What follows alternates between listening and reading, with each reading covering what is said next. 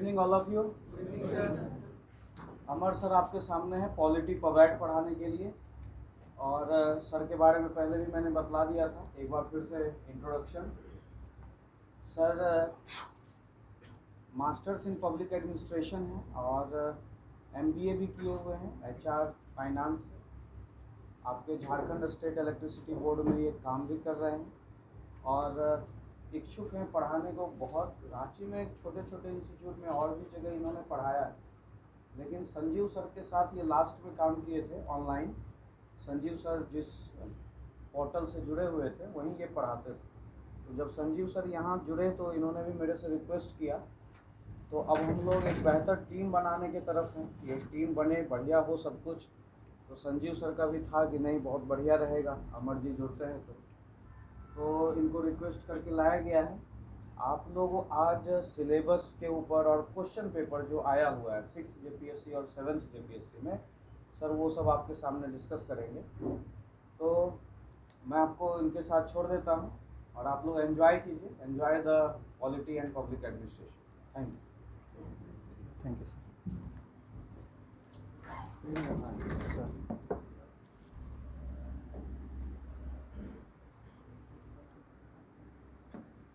Good evening sir. जितना बताएं उसके अलावा भी कुछ जानना हो मेरे बारे में तो आप लोग पूछ सकते हैं। बस एक चीज़ एजुकेशनल डिग्री में सर एक चीज़ मिस कर गए बताना। एक मेरा 3rd भी मास्टर्स है सोशियोलॉजी में, ठीक है। तो और भी कुछ मेरे बारे में जानना हो तो बात हम लोग कर लेते हैं, फिर हम लोग क्लास शुरू करेंगे। और क्लास शुरू करेंगे आज 2 ही चीज़ अपने पास होगा। एक पहला डिस्कशन हम लोग का होगा सिलेबस पे, मुझे इसका इस्तेमाल ठीक से नहीं आ रहा है तो आप लोग समझिएगा सिलेबस पे। और दूसरा है जो क्वेश्चन आया हुआ है, क्वेश्चन इन द सेंस कि 6th JPSC में एज वेल एज 7th में, 7th टू जो 10th था, तो इसका GS 1 में और GS 2 में दोनों का पॉलिटी। पेपर 1 में भी पॉलिटी के कुछ क्वेश्चंस हैं और पेपर 2 में जब आप मेंस में एग्ज़ाम देंगे तो वहाँ भी 20 क्वेश्चन 2 नंबर वाले आते हैं। तो हम लोग पहले पॉलिटी के सिलेबस को देखेंगे, फिर जो 6th और 7th JPSC के क्वेश्चंस आए हुए हैं उसको 1-1 क्वेश्चन करके हम लोग सॉल्व करेंगे, ठीक है। तो कुछ आपके तरफ से क्वेश्चंस हो मेरे बारे में जानने के लिए तो प्लीज़ फिर हम लोग शुरू करेंगे।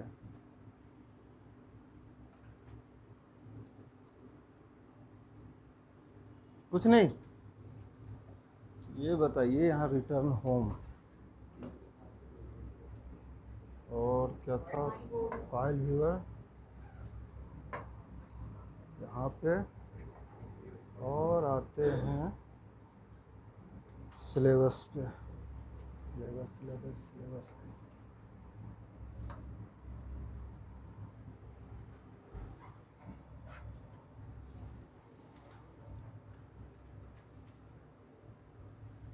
ये आपका पीटी का सिलेबस है, इसको हम लोग देख चुके हैं। 10 क्वेश्चन से आपको पता है कि 4 यहाँ से कॉन्स्टिट्यूशन ऑफ इंडिया से आएगा, 4 question public administration and good governance से है, लोक प्रशासन और सुशासन से, और 2 क्वेश्चन है decentralisation Panchayati Raj and municipality से, यानी आप समझिए स्थानीय शासन से। तो ये पीटी का है, यहाँ से 10 क्वेश्चन आएंगे, ठीक है। आते हैं मेंस की तरफ।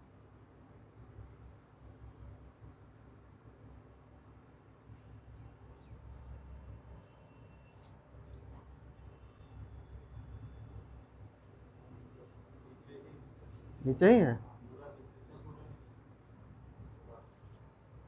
कहाँ गया भाई? चलो ठीक।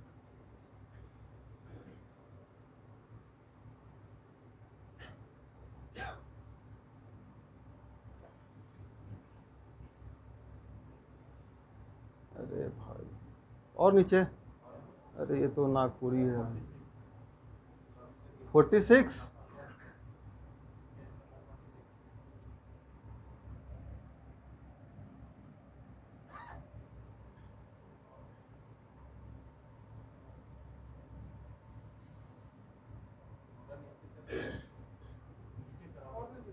अरे इसके बाद होगा।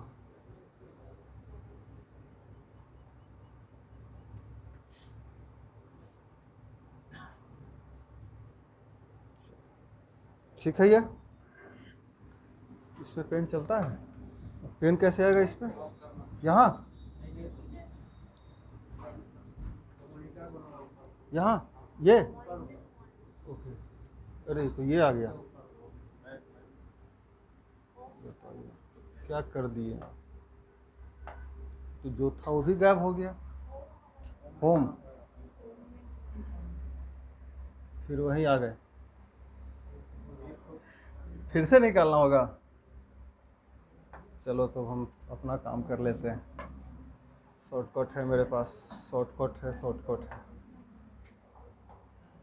ठीक है, अभी दिख रहा है, अभी ठीक है ना?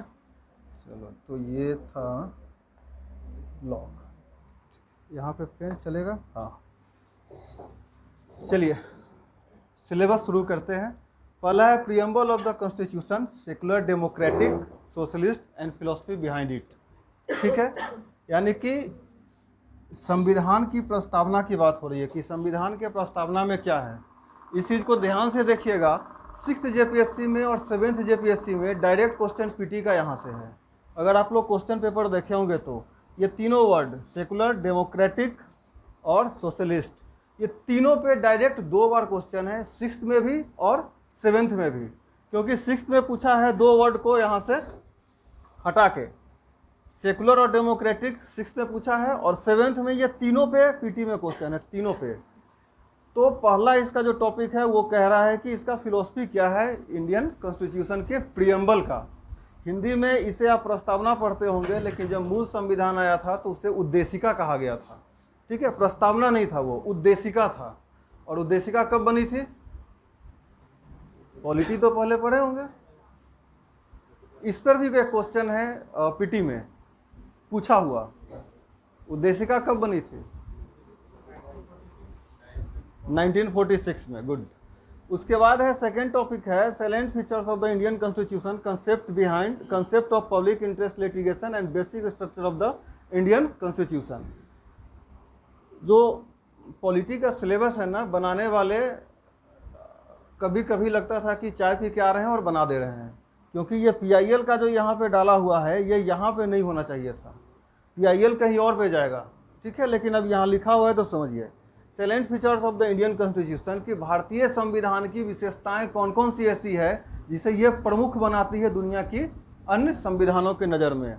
फिर वह concept of public interest litigation, यानी कि जनहित याचिका जो आजकल आ रहा है उसका कंसेप्ट क्या था, सबसे पहले जनहित याचिका कब आया था, आज उसकी क्या स्थिति है, और संवैधानिक रूप से जनहित याचिका यानी पब्लिक इंटरेस्ट लिटिगेशन के बारे में बात कीजिए तो क्या सुप्रीम कोर्ट इस बात को मानने को तैयार हो गया है कि जनहित याचिका अब कहीं ना कहीं लोग जिस कारण से बनाया गया था उसके लिए कम, और उसका थोड़ा सा अपने आप को शो करने के लिए या सोसाइटी में बताने के लिए कि हम इस काम को करना चाहते हैं, PIL ज़्यादा आ रहे हैं। तो आप जब अखबार कभी कभी पढ़ते होंगे तो सुनते होंगे कि इवन झारखंड हाई कोर्ट भी PIL को कैंसिल करके फाइन कर देती है, और सुप्रीम कोर्ट तो कर ही रही है। सुप्रीम कोर्ट में एक वकील भी हैं जो PIL एक्सपर्ट ही है, अपने झारखंड हाई कोर्ट में भी एक वकील हैं जो PIL के लिए ही जाने जाते हैं। तो PIL का जो उद्देश्य था क्या वो पूरा हो रहा है या नहीं हो रहा है, तो वो है कंसेप्ट ऑफ PIL। इसका the basic structure of the Indian constitution, कि संविधान का बेसिक स्ट्रक्चर क्या है। जब सुप्रीम कोर्ट इस निर्णय पे आया था कि संसद कोई भी कानून बना सकती है, बस इस बात को ध्यान रखे कि कॉन्स्टिट्यूशन के बेसिक स्ट्रक्चर को खराब ना करे, तो उस समय सुप्रीम कोर्ट भी नहीं बताई कि संविधान का एक्चुअली बेसिक स्ट्रक्चर है क्या। तो घूम फिर के हम वापस आ जाते हैं प्रीएम्बल पे कि प्रीएम्बल में बताया गया है कि संविधान का बेसिक स्ट्रक्चर क्या है। वो 3 वर्ड आपके यहाँ पे सामने है। ठीक है, और वो पहला लाइन जो कहता है be the people of India, हम भारत के लोग। ठीक है, जो एक दूसरे को सेपरेट नहीं कर पाएँ, एक साथ रहें। ऐसे प्रीएम्बल में बहुत सारे वर्ड्स हैं जो बताते हैं कि हमारा बेसिक स्ट्रक्चर यहीं पे है। और सुप्रीम कोर्ट बहुत सारे केस में ऐसा बताया है कि जब आपको समझ में नहीं आया कि कॉन्स्टिट्यूशन में क्या करना है तो आप प्रीएम्बल एक बार पढ़िए। प्रीएम्बल बहुत चीज़ डिफाइन करता है। नेक्स्ट है फंडामेंटल राइट्स एंड ड्यूटीज़। ठीक है, फंडामेंटल राइट और ड्यूटी आप समझ रहे हैं कि हमारा संविधान में कुछ कर्तव्य दिया हुआ है। कि ये हमें करना है, ठीक है। ये मूलतः था नहीं, बाद में इंसर्ट किया गया है। ये कर्तव्य है, लेकिन राइट हमारा कॉन्स्टिट्यूशनली शुरू से दिया गया है कि ये हमारा राइट्स है और इसे कोई हटा नहीं सकता है। कुछ सर्टेन केसेज होती है जहाँ पे कि हमारा फंडामेंटल राइट को रोक दिया जाता है। अब हमारा राइट है कि ठीक है, आपका राइट है कि यहाँ एडमिशन लेकर के पढ़ सकते हैं, लेकिन यहाँ पे अगर इंजीनियरिंग की क्लास चल रही हो तो, और मैं साइकोलॉजी ऑनर्स हूँ, मैं क्या करूँगा आके? मेरा राइट तो है कि मैं एडमिशन ले लूँगा। तो हमारे जो यहाँ के डायरेक्टर हैं वो मना कर देंगे कि भाई आपके लिए नहीं है, चले जाइए। एक एरिया है आपके बगल में, एक खाली जगह है, और सरकार ने कह दिया कि भाई यहाँ पे केवल प्रिमिटिव ट्राइब्स ही रहेंगे, आदिम जनजाति रहेंगे, और यहाँ पे कोई बाहरी व्यक्ति प्रवेश नहीं करेगा। आर्टिकल 19 कहता है कि आपको कहीं भी घूमने आने जाने की स्वतंत्रता है। तो इस आधार पे आप दावा नहीं कर सकते हैं कि मैं वहाँ जाऊँगा, ठीक है। सेंट्रल जनजाति जो अंडमान निकोबार की है, उस एरिया में जाने पे रोक लगाया हुआ है। तो उस आधार पे तो हम नहीं कह सकते हैं कि हमारा फंडामेंटल राइट है, मुझे जाने दो। तो कुछ सर्टेन ऐसी चीज़ें हैं जहाँ पे जिसको छोड़ करके कॉन्स्टिट्यूशन में वास्ट वे में यहाँ के नागरिकों के लिए फंडामेंटल राइट्स की व्यवस्था की गई है। तो फंडामेंटल राइट्स है यहाँ पे। आगे आते हैं, DPSP की बात हो रही है, directive principle of state policy, कि राज्य आपके लिए क्या करेगा, ठीक है। और राज्य वो करने के लिए बाध्यकारी नहीं है, आप फोर्स नहीं कर सकते हैं स्टेट को कि तुम करो ही। एक एग्जाम्पल ले लेते हैं इसका, आर्टिकल 243 क्या है इसमें? पंचायत। और आर्टिकल 40 में क्या है? पंचायत। तो फिर दो जगह कैसे हो गया?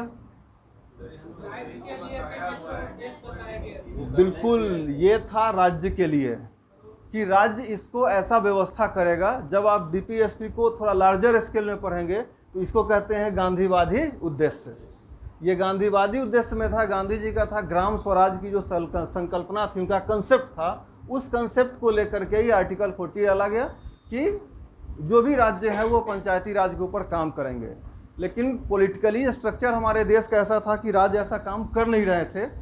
तो बाद में बहुत सारी कठिनाइयों, कठिन शब्द इसलिए बताना है कि पार्लियामेंट से ये बिल पास होने में बहुत बार अटकने के बाद आर्टिकल 243 बना, और इसके लिए दो नए शेड्यूल 11th और 12 जोड़े गए, ठीक है। 11th और 12 इसको याद रखने के लिए सीधा याद रखिएगा PM, ठीक है। शेड्यूल 2 अगर पूरा 1 से 12 तक याद नहीं हो तो उसको याद करने का बड़ा सिंपल सा लॉ है,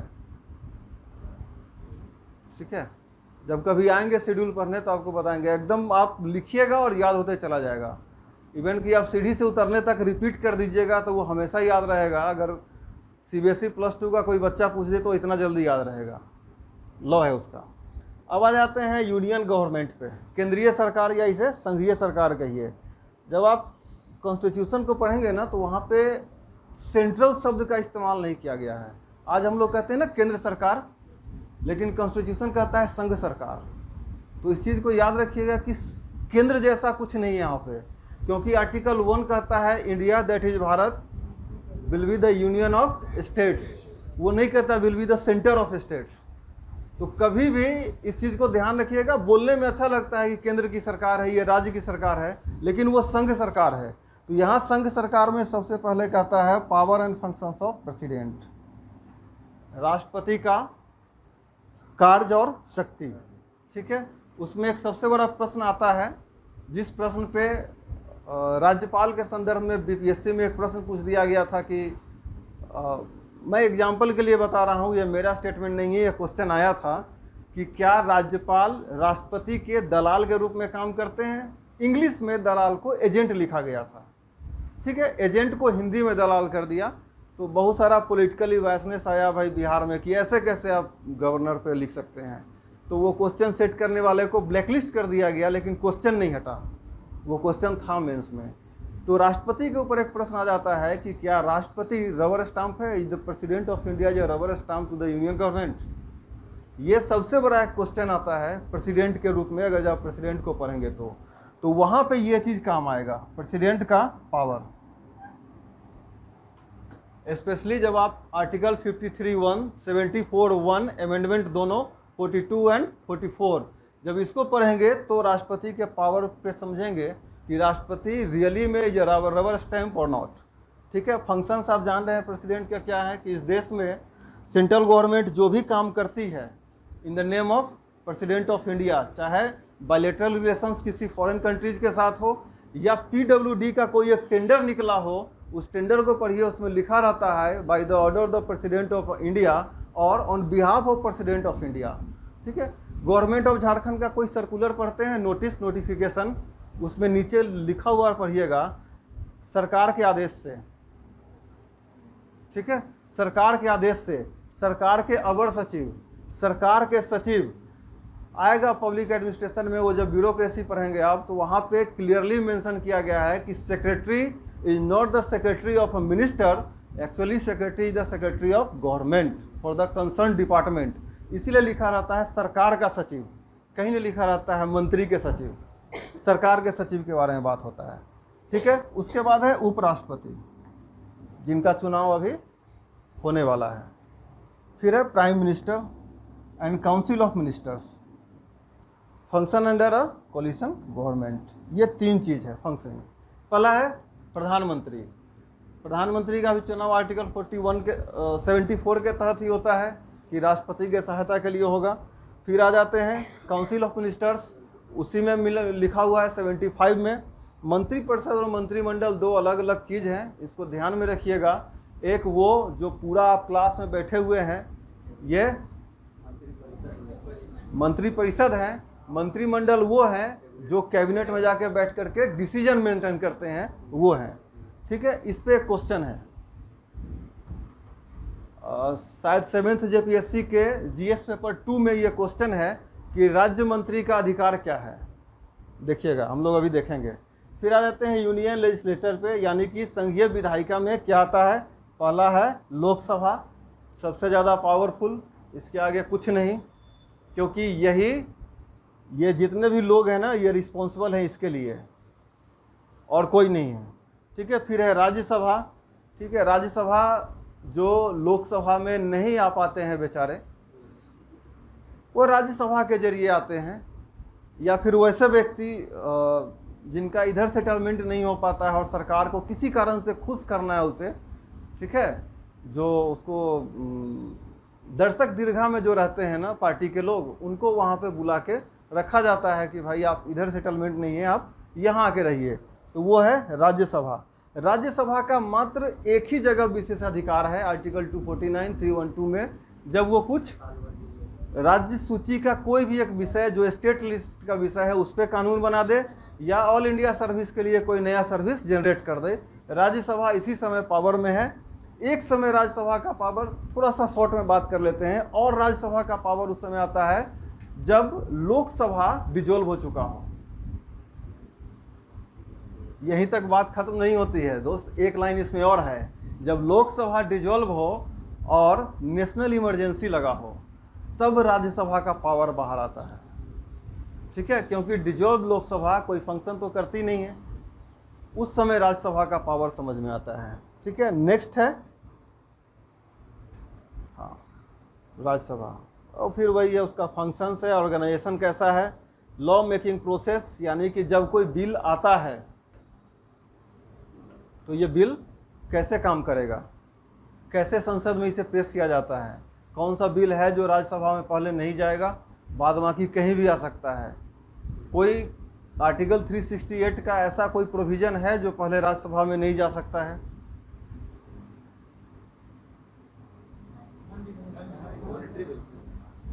आर्टिकल 368 का ऐसा कोई प्रोविज़न है जो पहले राज्यसभा में नहीं जा सकता है।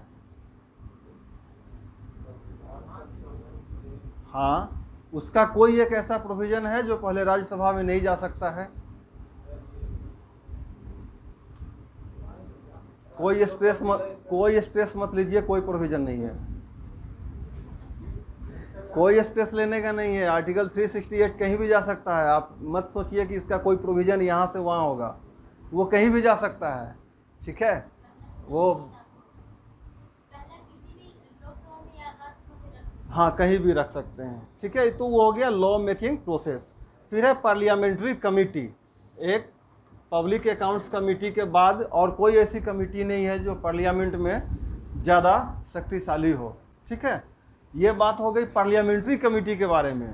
लेकिन एक समिति और है जिसे कहते हैं विशेषाधिकार समिति, ठीक है, स्पेशल पावर कमेटी होता है वो। से किसी सांसद के साथ कोई अधिकारी किसी प्रकार का मिसबिहेव कर दे या जो उनको स्पेशल प्रिविलेज मिलता है कॉन्स्टिट्यूशनली वो उसको पूरा नहीं हो पाए, तो अगर वो स्पेशल पावर कमेटी विशेषाधिकार समिति अगर उस अधिकारी को बुला ले तो समझ लीजिए वो राज्य के डीजीपी हो या चीफ सेक्रेटरी हो, उस कमेटी के सामने कोई नहीं, उस कमेटी के सामने कोई नहीं। इसलिए हर कोई अधिकारी चाहता है कि हम कम से कम विशेषाधिकार समिति के सामने नहीं जाएं। और किसी समिति का डांट हम सुन सकते हैं, स्पेशल पावर कमेटी का डांट कोई अधिकारी नहीं सुनना चाहता है, क्योंकि वो उनके सीआर में रिकॉर्ड हो जाएगा। ठीक है, सीआर का मतलब हो गया सर्विस बुक के रिकॉर्ड में वो चला जाएगा कि इन्होंने ऐसा किया था।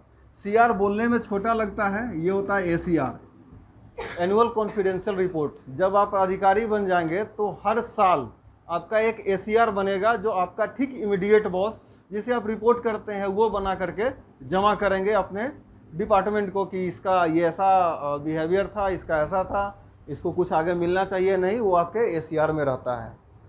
नेक्स्ट है पार्लियामेंट का कंट्रोल एग्जीक्यूटिव के ऊपर, यानी कि कार्यपालिका के ऊपर पार्लियामेंट कंट्रोल कैसे इस्टेब्लिश करता है। ठीक है, कानून बना के और कानून का एग्जीक्यूशन करा करके। यही दो तरीके हैं कि किसी भी एग्जीक्यूटिव के ऊपर पार्लियामेंट कंट्रोल करता है। बजट बना देना है उसको, अब बजट तो तुम पूरा करो।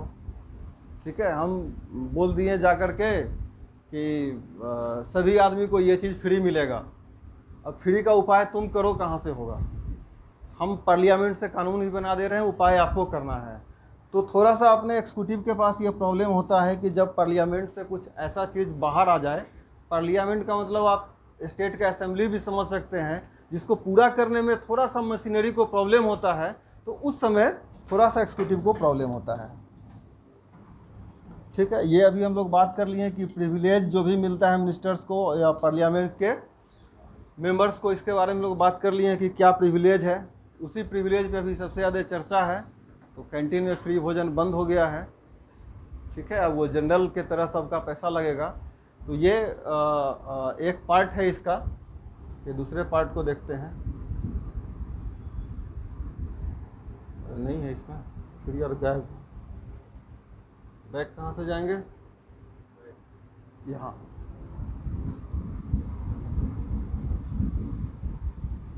यार पूरा मत तो है। सिलेबस इससे पहले आप लोग देखे थे? तो हाँ वहीं पे है। ठीक है,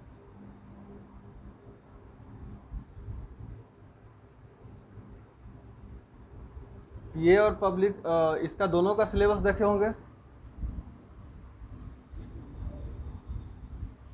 पीए का पब्लिक एडमिनिस्ट्रेशन का, सॉरी पब्लिक एडमिनिस्ट्रेशन पॉलिटी और इकोनॉमिक्स का सिलेबस तो ज़रूर सर से बताए होंगे आप लोगों को, मैंने वीडियो देखा था।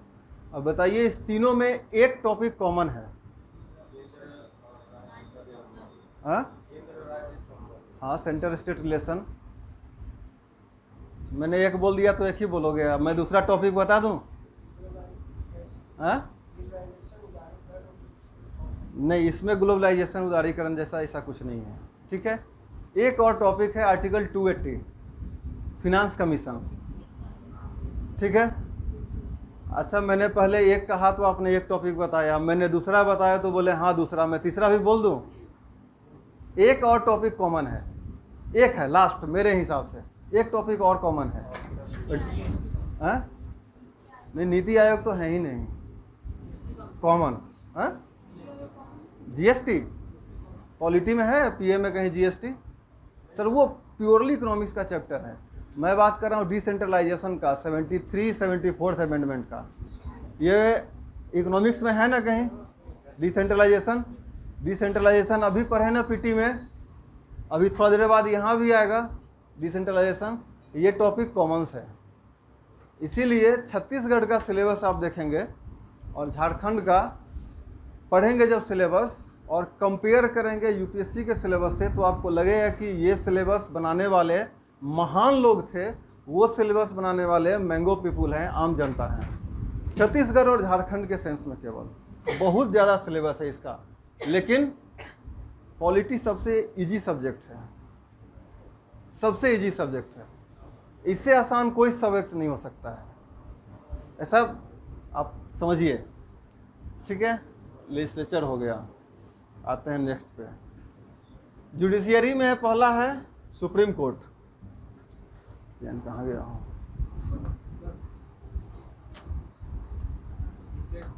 इनसे ना होगा,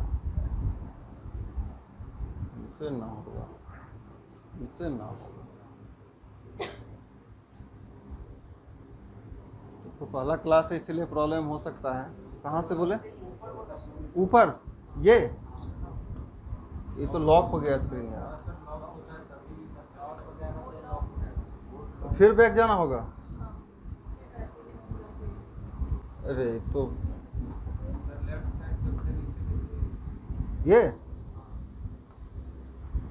वाह, हाँ अभी ठीक है। Supreme Court, sorry, Supreme Court, its role and powers, principle of natural justice, rule of law, judicial review and judicial activism. ठीक है, ये सब शॉर्ट क्वेश्चंस में आएंगे आपके। रूल ऑफ लॉ तो आएगा नहीं, ये दोनों शॉर्ट क्वेश्चंस में आएगा। तो पहले बात करते हैं सुप्रीम कोर्ट का। एकल न्याय व्यवस्था है अपने यहाँ। ये कौन से चार्टर एक्ट से आया था? ये क्वेश्चन है 7th JPSC में। अगर आप पीटी या मेंस के जिसमें भी हो, पॉलिटी में ये क्वेश्चन है कि सिंगल जुडिशियरी सिस्टम किस चार्टर एक्ट से लिया गया है? 1833। आते हैं वहाँ पे तो बात करेंगे, कन्फ्यूजन हो जाएगा अब।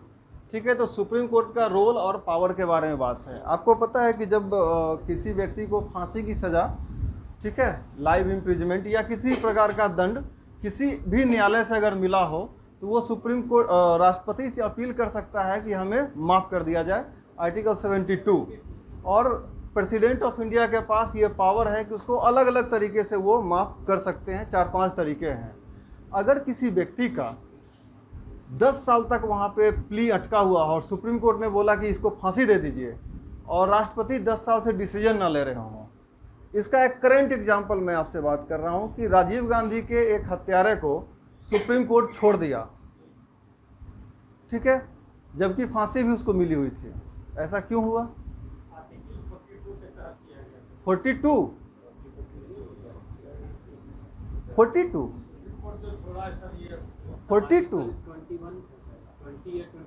21 सर, आप अपने हिसाब से कानून के अलावा किसी और नज़रिए से मरने का तरीका मत खोजिए। ये है आर्टिकल 21 नटसंसेल में, ठीक है। आत्मदाह भी अपराध है सर, 42 में नहीं है। 42 कैसे आप कहेंगे? 36 to 51 तो स्टेट के पास है, तो 42 आर्टिकल तो होगा नहीं।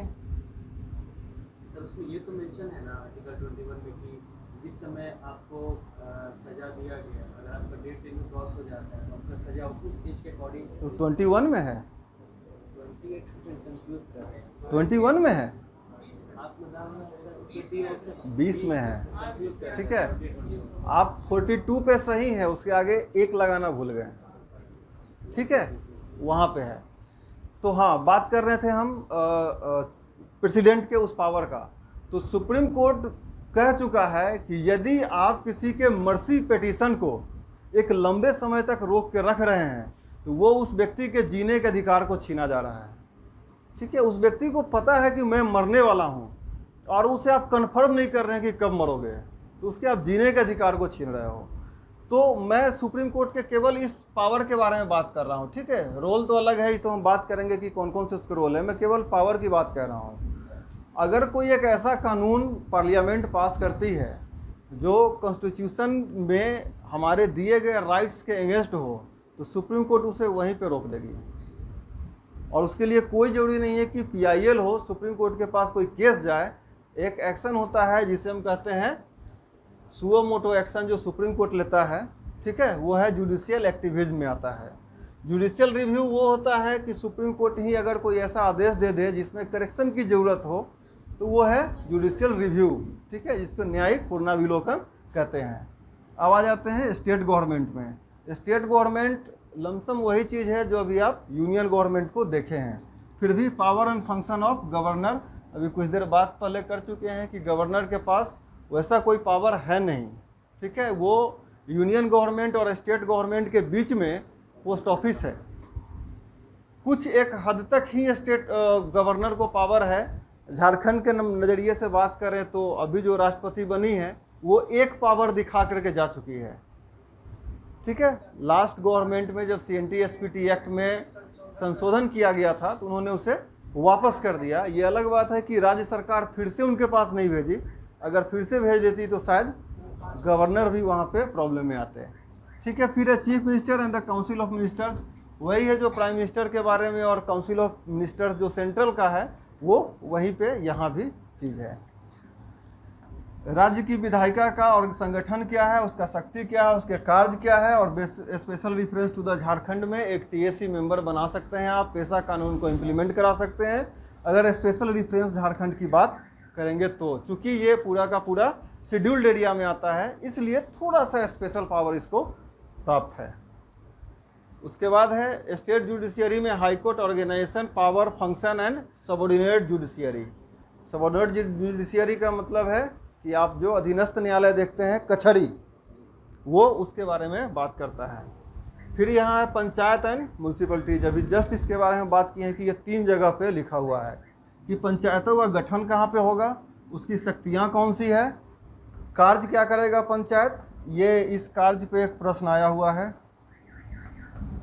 इस पे एक प्रश्न है 6th या 7th JPSC में, अभी तुरंत देखेंगे, ठीक है। Responsibilities with special difference to 73rd and 74th constitutional amendments, यानी कि 73वां और 74वां संविधान संशोधन के साथ यदि कुछ स्पेशल पावर पंचायत या म्यूनसिपलिटीज को दिया गया है उसके बारे में भी यहाँ पे देखना है। नेक्स्ट आता है सेंटर स्टेट रिलेशनशिप, केंद्र और राज्य संबंध, जिसमें प्रशासनिक, विधायिका और फिनेंशियल पावर, ठीक है, कि प्रशासनिक शक्ति सेंट्रल और स्टेट का क्या रिलेशन है। तो यहाँ जो ब्यूरोक्रेट्स आते हैं आर्टिकल 315 का इस्तेमाल करके वो है। फिर आ जाते हैं लेजिस्लेटिव में कि केंद्र सरकार और राज्य सरकार के बीच में कैसे लेजिस्लेटिव रिलेशन बना हुआ है। और लास्ट में आता है फिनेंशियल कि केंद्र और राज्य के बीच में कैसे आर्टिकल 267, 270 कैसे कोऑपरेट करता है, दोनों मिल करके और काम करता है, ठीक है। फिर है provisions relation to administration of schedule area and schedule tribal areas. ये स्पेशली आप समझिए आपका झारखंड के लिए ही समझिए कि ये स्पेशली झारखंड के लिए है। ऐसे ये पूरा बात करेंगे तो शेड्यूल 5 का है। शेड्यूल 5 अगर आपको याद होगा तो यहाँ पे इसको आप समझेंगे, ठीक है। शेड्यूल 5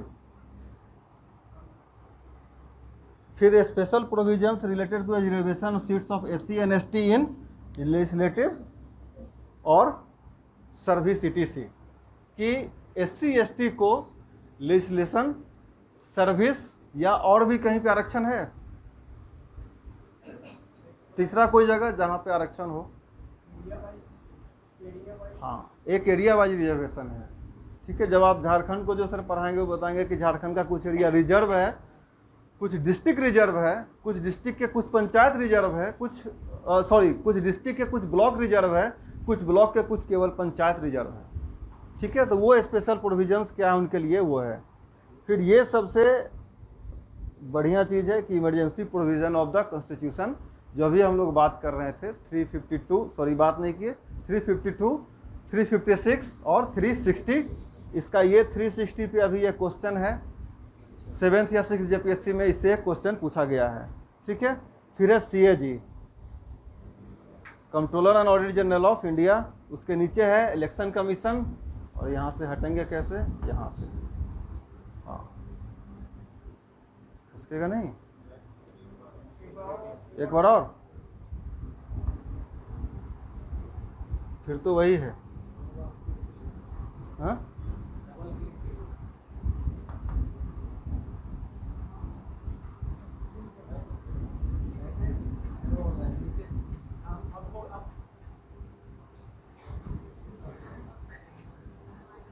वहीं पे पहुंचा दिए हैं आप लोग फिर से।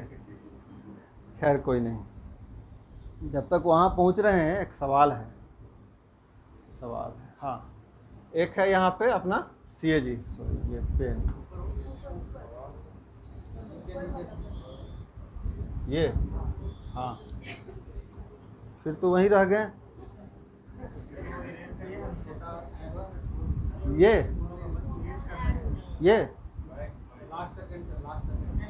तो PC है, ये कुछ नहीं हुआ।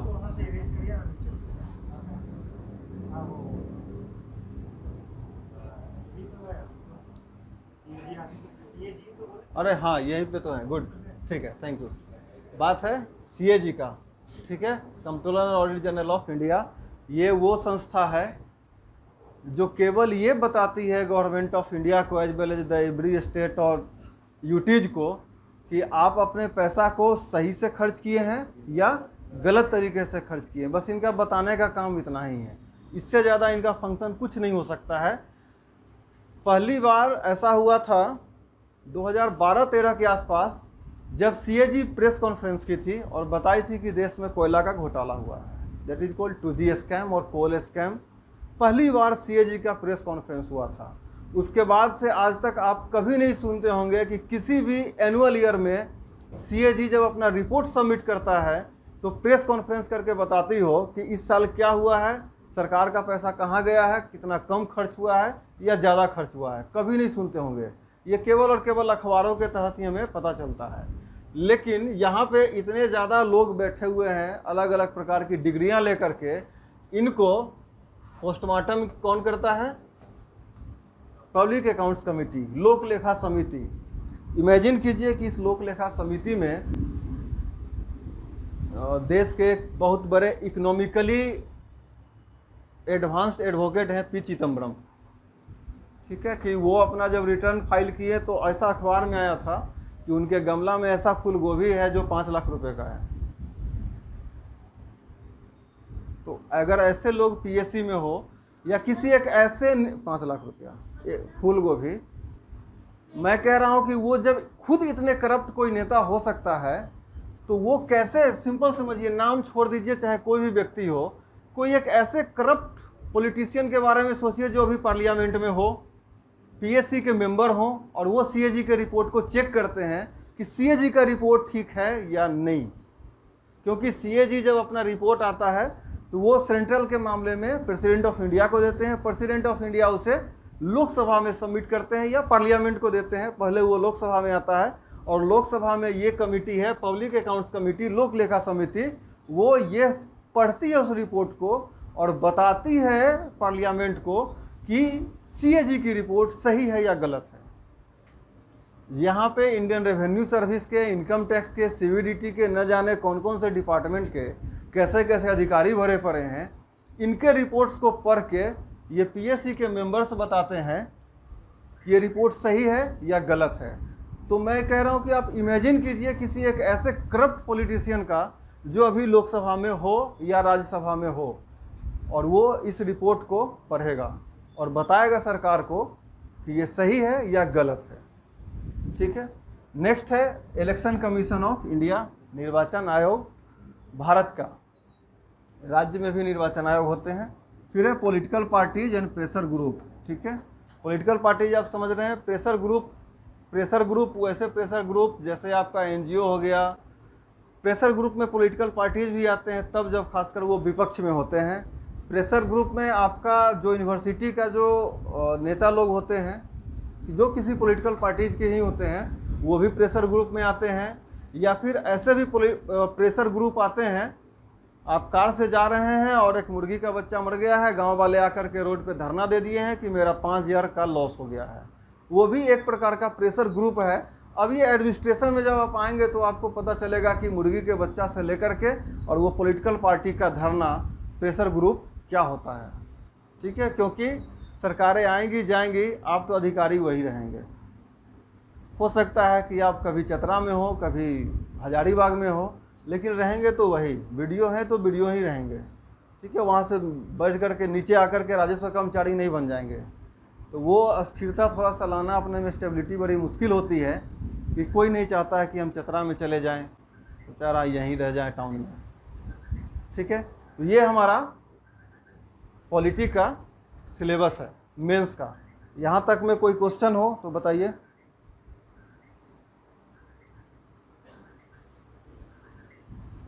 फिर इसके हम सेकेंड पार्ट में चलेंगे जहाँ पे 6th JPSC और 7th JPSC के क्वेश्चन जो आए हैं उसको देखेंगे। कोई प्रश्न हो इस पे सिलेबस पे? सुप्रीम कोर्ट का जो एक पावर रहता है कि अगर कोई भी पार्लियामेंट में पेश किया कोई बिल हो तो वो ठीक है खारिज कर देता है। बिल पेश करने पे नहीं, ठीक है, बिल पेश करने पे नहीं, जब प्रेसिडेंट का साइन होकर के गैजेट ऑफ इंडिया में वो पब्लिश हो जाए तब सुप्रीम कोर्ट। ठीक है, और तो सर ये तो मेंशन है ना आर्टिकल 122 के तहत में कि पार्लियामेंट्री जो भी एक्टिविटी होगा उसको सुप्रीम कोर्ट से कोई मतलब नहीं है, कोई क्वेश्चन नहीं है। जजमेंट कैसे रहेगा? मैं कह रहा हूँ कि जब बिल नोटिफिकेशन हो जाएगा तो, ठीक है, जब बिल एक्ट बन जाएगा तो सुप्रीम कोर्ट, उससे पहले नहीं। जब एसेंशन किया जाता है तो क्या फिर वापस सुप्रीम कोर्ट के पास जाता है? नहीं, जाता नहीं है। मैं ये नहीं कह रहा हूँ कि जाता है, जैसे मैं बता रहा हूँ NJSC most probably 99th constitutional amendment, national judicial appointment commission जो था, 2014 में जो, ठीक है, तो उसको सुप्रीम कोर्ट में कोई केस किया था क्या? किसी ने नहीं, ना तो कोई PIL था ना कुछ नहीं। सुप्रीम कोर्ट उसे जुडिशियल एक्टिव, बात कर रहे थे ना जुडिशियल एक्टिविज्म की, वो सुप्रीम कोर्ट उसको सुओ मोटो ले लिया कि भाई आप मेरे ही लिए मेरा कानून बना रहे हैं, ये गैर कानूनी है। हाँ, ठीक है, जो कॉलेजियम सिस्टम को ख़त्म करने की बात हो रही थी उसका बात था वो। ठीक है, तो सुप्रीम कोर्ट एक्शन में तभी आएगा जब बिल एक्ट बन जाए, और बिल एक्ट तब बनेगा जब प्रेसिडेंट ऑफ इंडिया उस पर साइन कर दें। ठीक है, अब आ जाए क्वेश्चन पे।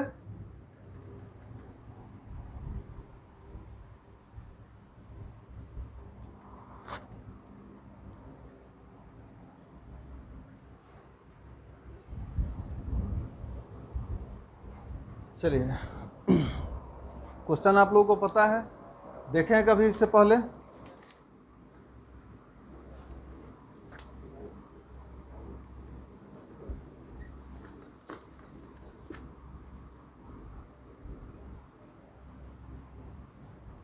क्वेश्चन क्लियर है? ठीक है, क्वेश्चन है कि अनुसूचित जाति यानी SC ST को जो ज्वाइंट कमीशन था उसको किस अमेंडमेंट से सेपरेट किया गया है? कोई ऑप्शन? 89th है। बस आपके लिए क्वेश्चन ये बन के रह गया कि आपको बताना है कि ये किस साल का है।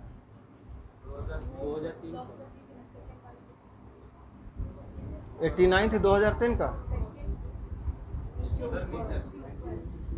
तो लॉक हो जाएगा ना फिर। चलो यार इसको क्लियर हो, ठीक है, 89th है। तो अरे हेलो यार,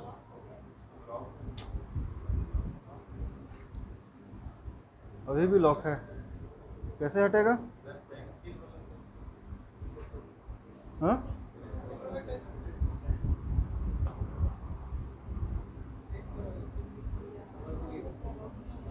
डबल क्लिक।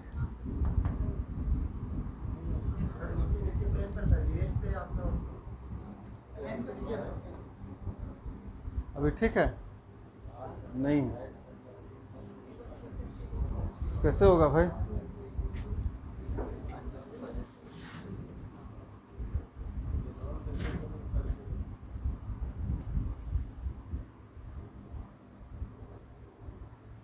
हाँ, हो गया, ऐसे ही कर लेंगे। ठीक है, टिक नहीं लगाना है, टिक नहीं लगाना है, फिर लॉक हो जाएगा। ऐसे ही इसको हम लोग बात कर लेते हैं। ठीक है, क्वेश्चन है कि जो मेन कॉन्स्टिट्यूशन था उसमें कितने पार्ट्स, कितने आर्टिकल्स और कितने शेड्यूल थे। ठीक है, ठीक है, और यदि पूछ दे कि रिसेंट कितना है तो ये केवल 12 हो जाएगा। ठीक है, कितना हो गया है?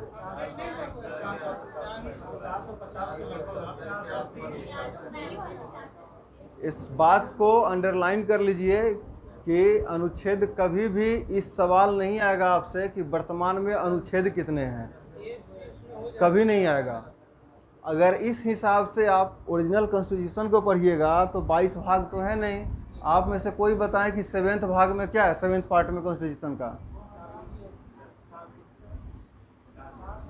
सर 7वें पार्ट में संविधान का भाग 7 में हटा दिया गया है, ओमिटेड है, अमेंडमेंट करके हटाया गया था, तो एक भाग कम कर दें, कम कर दें। तो ये प्रश्न कभी नहीं आएगा कि वर्तमान में 450 है, 468 है, 476 है, व्हाटएवर, ये नंबर नहीं आएगा। जब भी क्वेश्चन आएगा तो इसको बस मैक्सिमम 12 करके पूछेगा कि वर्तमान में कितना है, ये नहीं पूछेगा कि अनुच्छेद उतना हुआ, नहीं, वो नहीं कभी आएगा, कभी नहीं आएगा। उसके लिए आप निश्चिंत रहिए, ठीक है। नेक्स्ट,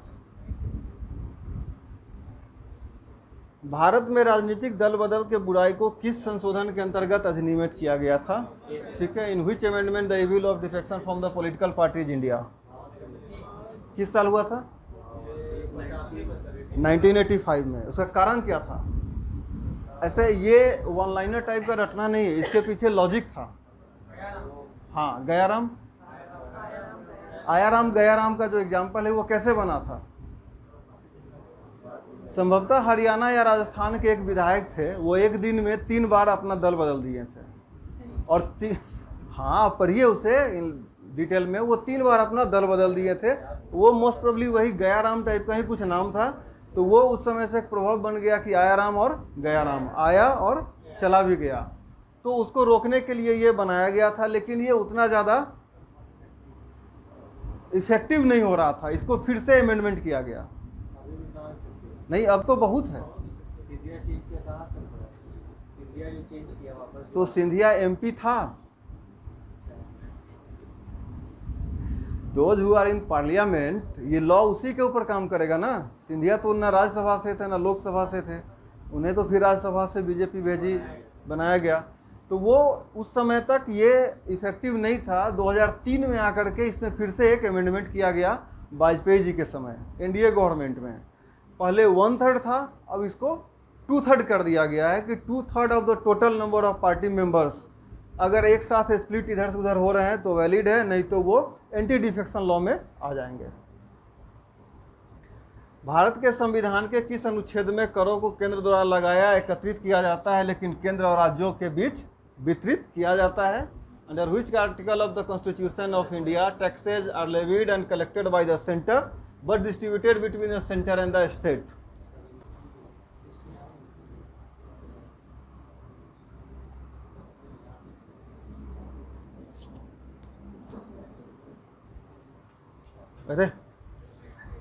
अरे इससे के मत हो जाओ यार। हाँ ऐसे ऐसे, अरे हाँ, अरे यार तो पहले इससे, चलो ये ऑप्शन दिख रहे हैं ना? हाँ बस ठीक है, फिर अगला स्लाइड में जाएंगे। बताइए 270 देखो, टच करेंगे फिर इधर उधर हो जाएगा, ऐसे ही ठीक है। ठीक है, आगे बढ़ते हैं।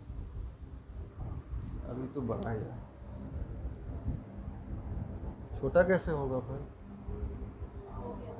हो गया ना? हाँ हाँ, ये पीए का क्वेश्चन था, इसे आप पॉलिटी का मान लेते हैं, लेकिन ये गुड गवर्नेंस या पीए का था कि which of the following is not a feature of the good governance. ठीक है, रेड टेपिज्म, अकाउंटेबिलिटी होना चाहिए, ट्रांसपेरेंसी नहीं होना नहीं चाहिए, दिखना चाहिए। ठीक है, ट्रांसपेरेंसी फील होना चाहिए कि ट्रांसपेरेंसी है, होना चाहिए वो तो है ही। आपको आरटीआई एक्ट बना के दे दिया गया है कि there will be more transparency in the administration, लेकिन फील होना चाहिए ना कि ट्रांसपेरेंसी है कहाँ पे। आप एक भी सेकंड अपील करके देख लीजिए राज्य सूचना आयोग में, स्टेट इंफॉर्मेशन कमीशन में, कोई है ही नहीं, सुनवाई ही नहीं होगी। तो आवेदन अब क्या करेंगे? एक्ट बना, इम्प्लीमेंट नहीं हो रहा है, ट्रांसपेरेंसी कहाँ है? तो दिखना नहीं चाहिए, होना चाहिए। रूल ऑफ लॉ है, दिखना चाहिए। ठीक है, इसको पता चलना चाहिए कि पार्लियामेंट से निकल करके यदि कोई फायर करे तो या घर में कोई कुल्हाड़ी से सर काट दे तो दोनों को एक ही टाइम में सज़ा मिल जाना चाहिए, रूल ऑफ लॉ पता चलना चाहिए। तो एक बच जाता है रेट टिपिज्म, यानी कि सुशासन की ये विशेषता नहीं मानी जाएगी, लेकिन फैक्ट ये है कि यही विशेषता के तौर पे दिखता है। जब आप ब्यूरोक्रेसी पढ़ेंगे, स्पेशली मैक्स वेबर को, तो वो बताएंगे कि रेट टिपिज्म क्या होता है, ठीक है। लेकिन अगर आपको एडमिनिस्ट्रेशन को समझना है तो कौटिल्य को पढ़िए, जिसे आप चाणक्य कहते हैं, वो फिर पता चलेगा कि एडमिनिस्ट्रेशन क्या था, ठीक है। किसके समय थे वो? मौर्य, यानी कि अभी के तजाकिस्तान से लेकर के बांग्लादेश तो हाँ ही, ये भी बोलो, सीधे कह दो म्यांमार, ठीक है। तो वहाँ से लेकर के यहाँ तक यदि किसी साम्राज्य को चलाने वाला एक व्यक्ति काम कर रहा है तो उसका एडमिनिस्ट्रेशन कैसा रहा होगा, एक चीज़ को वो समझिए। और दूसरा पर्सनल लाइफ में समझिए, it's not a part of the syllabus कि जब मौर्य वंश का कोई व्यक्ति जीवित नहीं रहा तो हम किस मुगालते में हैं, कौन सा चोरी कौन सा फ्रॉड में जी रहे हो। जब इतना बड़े शासक का कोई व्यक्ति आज दिख नहीं रहा है, पता ही नहीं चल रहा है कि उसका घर का आखिरी चिराग कौन था, तो हम लोग कहाँ पे हैं, ठीक है। आते हैं नेक्स्ट क्वेश्चन पे। Under which article of the Indian constitution the district planning committee constituted, यानी कि जिला योजना समिति कौन से अनुच्छेद में है? 243 ZD याद है, अगर याद नहीं होता तो कैसे करते? इतना तो पता है कि 243 में है, अब ZD है कि E है तो नहीं पता था, ठीक है। तो इसे जब एलिमिनेट करेंगे ऑप्शन को तो दो ऑप्शन तो एलिमिनेट हो जाएगा, ये और ये। अब तो 50-50 है, निगेटिव मार्किंग नहीं है, अब तो अटेम्प्ट ले सकते हैं। अगर एकदम से याद नहीं हो तो कभी कभी ऑप्शन को एलिमिनेट करना पड़ता है, जब चारों ऑप्शन में से कुछ नहीं पता हो, उसका केवल एक पता होता है कि एक ये सही है, रेस्ट पता ही नहीं है, तो एलिमिनेट कीजिए ना कि ये तो हो ही नहीं सकता है। अब जब ऐसा हो जाए कि ऐसा एकदम नहीं लग रहा है तो फिर आंख बंद कीजिए और देखिए फिर आगे क्या होता है। तो जिला योजना समिति आर्टिकल 243 ZD में है, ठीक है। अब इसका मेंस में आ जाते हैं कि 6 JPSC के मेंस में क्वेश्चन कौन था। अब याद कीजिए, जब अभी हम सिलेबस पढ़ रहे थे तो सबसे पहले 3 वर्ड के बारे में बात किए थे, ठीक है। उसका क्वेश्चन है which of the following was inserted in the preamble of the constitution of India through 42nd constitutional amendment, ठीक है। अब इस क्वेश्चन को याद रखिएगा, ठीक है। इस क्वेश्चन को याद रखिएगा, आंसर सी तो है, इसको याद रखिएगा। यही क्वेश्चन 7th में पूछा गया है, बस इसका तीसरा वर्ड ऐड कर दिया है 7th में, ठीक है। ये बताने का कारण ये है कि आप समझिए कि क्वेश्चन कहीं बाहर से घूम के नहीं आ रहा है, क्वेश्चन आप ही के पास है, आपके आंख के सामने से है। कभी एक आंख को ऐसे बंद कर दे रहा है, इसको खुला रहने देता है, कभी इस उंगली को और बड़ा कर दे रहा है, कह रहा अब बताओ क्या है, ठीक है। आई टेस्ट करवाने जाइएगा तो इसी तरीका से होता है, एक को बंद कराएगा, वो खोल देगा, कुछ ज़्यादा देर तक प्रेशर कर देगा, दिखता कैसा है। तो क्वेश्चंस कहीं बाहर से तो आना नहीं है, उसको पता है इतना ही दूर में है। तो वही बस अगला बार देखिए, अगला 7th में आएगा। तो next question, the fundamental duties are provided in which of the following part of the constitution? 4A, ठीक है। Next, consider following identify the correct composition of Indian parliament. याद कर लिए हैं? सी, इसको किस आर्टिकल से डिस्क्राइब करेंगे?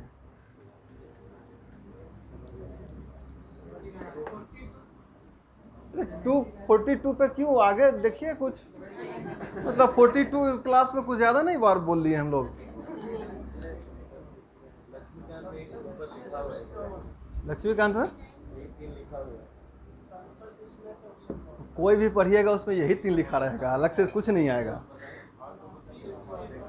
ठीक है। वो सही है ऑप्शन। आगे आते हैं 11वां, under which of the following article the constitution of India the supreme court is empowered to issue different writs for the enforcement of fundamental right of citizens. Supreme court मूल अधिकार को संरक्षित करने के लिए रिट जारी करता है 5 प्रकार के, 32, और यहाँ पे अगर सुप्रीम कोर्ट की जगह हाई कोर्ट लिखा रहा तो हाँ 226। गुड, तो दोनों दिया हुआ है, ठीक है। नेक्स्ट, ये तो एकदम मतलब ठीक है। क्वेश्चन के 3 कैटेगरी हैं। अगर 100 नंबर का क्वेश्चन है तो एक 50% ऐसे क्वेश्चन होंगे, ये 50% का क्वेश्चन है, ठीक है। चूंकि आप पूरा का पूरा क्वेश्चन बैंक देख लिए हैं इसलिए आपको पता है, तो ये 50% में आता है। 30% क्वेश्चन ऐसा आएगा जहाँ पे आपको एलिमिनेट करना पड़ेगा, ये सही है कि वो सही है। और 20% क्वेश्चन ऐसे आएंगे जहाँ आपको दोनों आंख बंद करके टिक मारना होगा, क्योंकि वो 20% क्वेश्चन ऐसे आते हैं जिसको आप अटेम्प्ट नहीं ले पाए। जो अटेम्प्ट ले लिया वो टॉपर है, जो 50% बनाया उसमें तो आप कंपटीशन में पिछड़ गए तो फेल हैं। मेन मार्किंग तो आपका 30% में है कि ये सही होगा कि ये सही होगा, ये क्वेश्चन में है। आप अगर इसको सॉल्व कर लेते हैं तो आप 80% सॉल्व कर रहे हैं। उस 20% में तो फिर टॉप कर जाते हैं, और सब तो टॉपर है नहीं, ठीक है। लेकिन उसका भी उपाय है, ऐसा नहीं है कि सब टॉपर नहीं है, सब टॉपर हैं। बस पढ़ते समय ना ज़्यादा सोचने वाली बात गड़बड़ कर देती है, ठीक है। जब आप इस सिस्टम को पढ़ रहे होंगे तो इस सिस्टम की बुराई को मत पढ़िए, मतलब सोचिए मत, क्योंकि गवर्नर में कोई बुराई नहीं है, लेकिन हमको लिखना तो पड़ेगा ना कि गवर्नर के अधिकार में और क्या बढ़ोतरी होनी चाहिए, ये लिखना पड़ेगा। अब उसको लेकर के एकदम से पॉलिटिकल पार्टी टाइप का बायस्ड मत हो जाइए कि हमको यही करना है, प्रॉब्लम वहीं पे आता है। आते हैं नेक्स्ट क्वेश्चन पे, वो सब आगे की बात है। A bill is deemed to be money bill as per article 1110 if it contains provisions dealing with the matters relating to, ठीक है। मतलब ऐसा लग रहा है कि एक्सप्लेन नहीं करना है, सब पहले से बसा बसाया घर है, चलो कोई नहीं।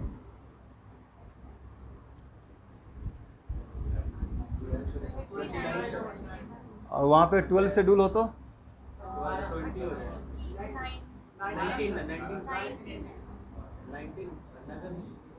19 देखो, यही 18 और 19 वाले 30% क्वेश्चन होते हैं, 18 हैं। बताइए। इलेक्शन कमीशन, अब आर्टिकल बताइए। अरे इलेक्शन कमीशन का नहीं, स्टेट का भी नहीं। अगर किसी पॉलिटिकल पार्टी को रजिस्टर्ड कराना हो, ये राइट आपका किस आर्टिकल में है कि आप पॉलिटिकल पार्टी बना सकते हैं? 19 का कौन सा? वो 30% में है।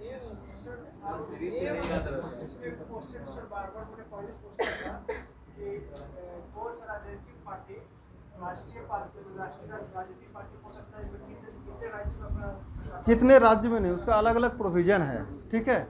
2 स्टेट में 40% सीट आ जाए और 40% वोट आ जाए और एक भी सीट ना हो, वो भी एक मेजरमेंट है। हाँ, वो नहीं, वो एक क्राइटेरिया नहीं है नेशनल पार्टी बनने का, 4 क्राइटेरिया अलग अलग है, 4 या 5 है, ठीक है। तो एक क्राइटेरिया को तो आप देख नहीं सकते ना, 4 या 5 होना चाहिए। किसी के पास 2 MP, अच्छा एग्जाम्पल ले लो, यूपी में 80 लोकसभा का सीट है और किसी एक क्षेत्रीय पार्टी को पूरा 80 सीट आ जाए, पूरा का पूरा आ जाए, पूरा उत्तर प्रदेश का 403 विधानसभा सीट है शायद, पूरा 403 विधानसभा सीट आ जाए, तब भी वो राष्ट्रीय पार्टी नहीं बनेगा, तब भी नहीं बनेगा, क्योंकि नेशनल पार्टी बनने के क्राइटेरिया अलग हैं, उसको फुलफिल करेगा तो ही होगा, ठीक है। Next question, which of the following article in the Indian Constitution prescribes the qualification for appointing a person of the governor of a state in India?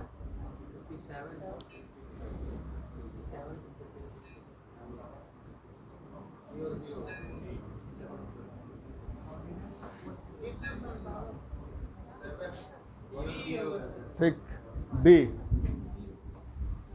अब 7th JPSC, इसका बताइए, रट के बैठे हैं।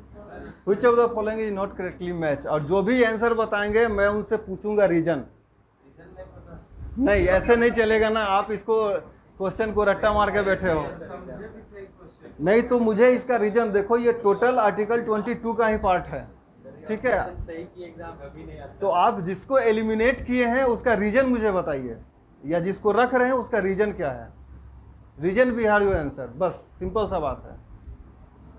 ऐसे तो फिर आप पूरा का पूरा टेक्स्ट बुक पढ़ के बैठ गए हैं, अब मेंस में जाकर के तो कुछ होगा नहीं, तो क्या फायदा। एक एक जो भी पॉइंट्स है उसको आप जो भी बता सकते हैं एक्सप्लेन कर दीजिए। No person who is arrested shall be custody without being inform as soon as may be of the ground for such arrest. ये सही है या गलत है 22(1) में?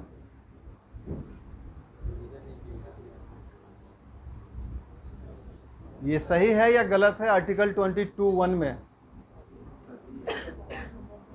अच्छा, इसका आंसर क्या बता रहे थे आप लोग?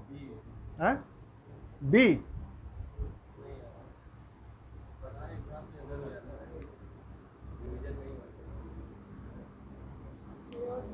और कोई? स्वयं की पसंद के अधिवक्ता द्वारा प्रतिरक्षा का अधिकार है आपको? अच्छा, ये कि गिरफ्तार करने का कारण बताना है, ये भी है। अच्छा, तीसरा है कि निवारक निरोध, यानी कि जो पोटा मिसा कानून है, प्रिवेंटिव टाइप का जो एक्ट होता है, ठीक है, यदि आप देशद्रोही वाला काम में फंस गए हैं, उसमें यदि अरेस्ट होते हैं तो 3 महीना से अधिक तक आपको नहीं रखा जाएगा, ये भी है। और चौथा है कि संसद विधि द्वारा उन परिस्थितियों का निर्धारण कर सकेगी जिसके अंतर्गत 3 माह से अधिक निरुद्ध किया जा सकता है, यानी कि पार्लियामेंट के पास may be the law prescribe the circumstances under which a person may be detained for a period longer than 3 months, ये भी है। पार्लियामेंट को राइट है, चारों सही है। इसमें गलत कौन होगा?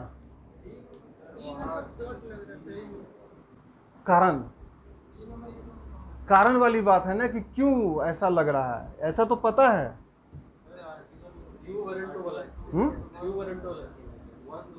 नहीं, क्यों वारंटो का कोई स्कीम नहीं है यहाँ पर।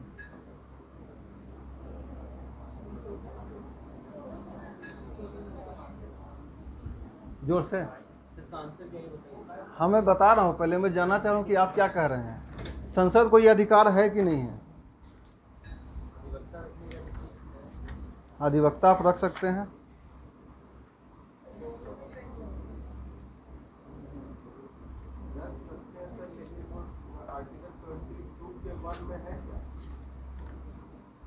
आर्टिकल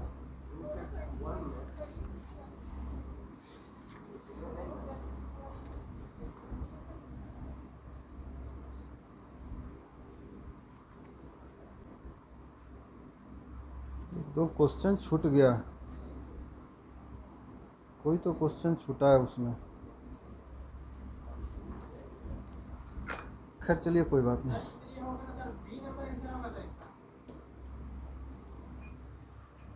हाँ हाँ, वो 22.2 का सब्जेक्ट है। अगर मैं कहूँ कि आप जो कह रहे हैं वो पूरा 22.1 का ही है तो सर प्लीज़ आप तब तक खोजिए, हम आगे बढ़ते हैं। सर देखिए डी,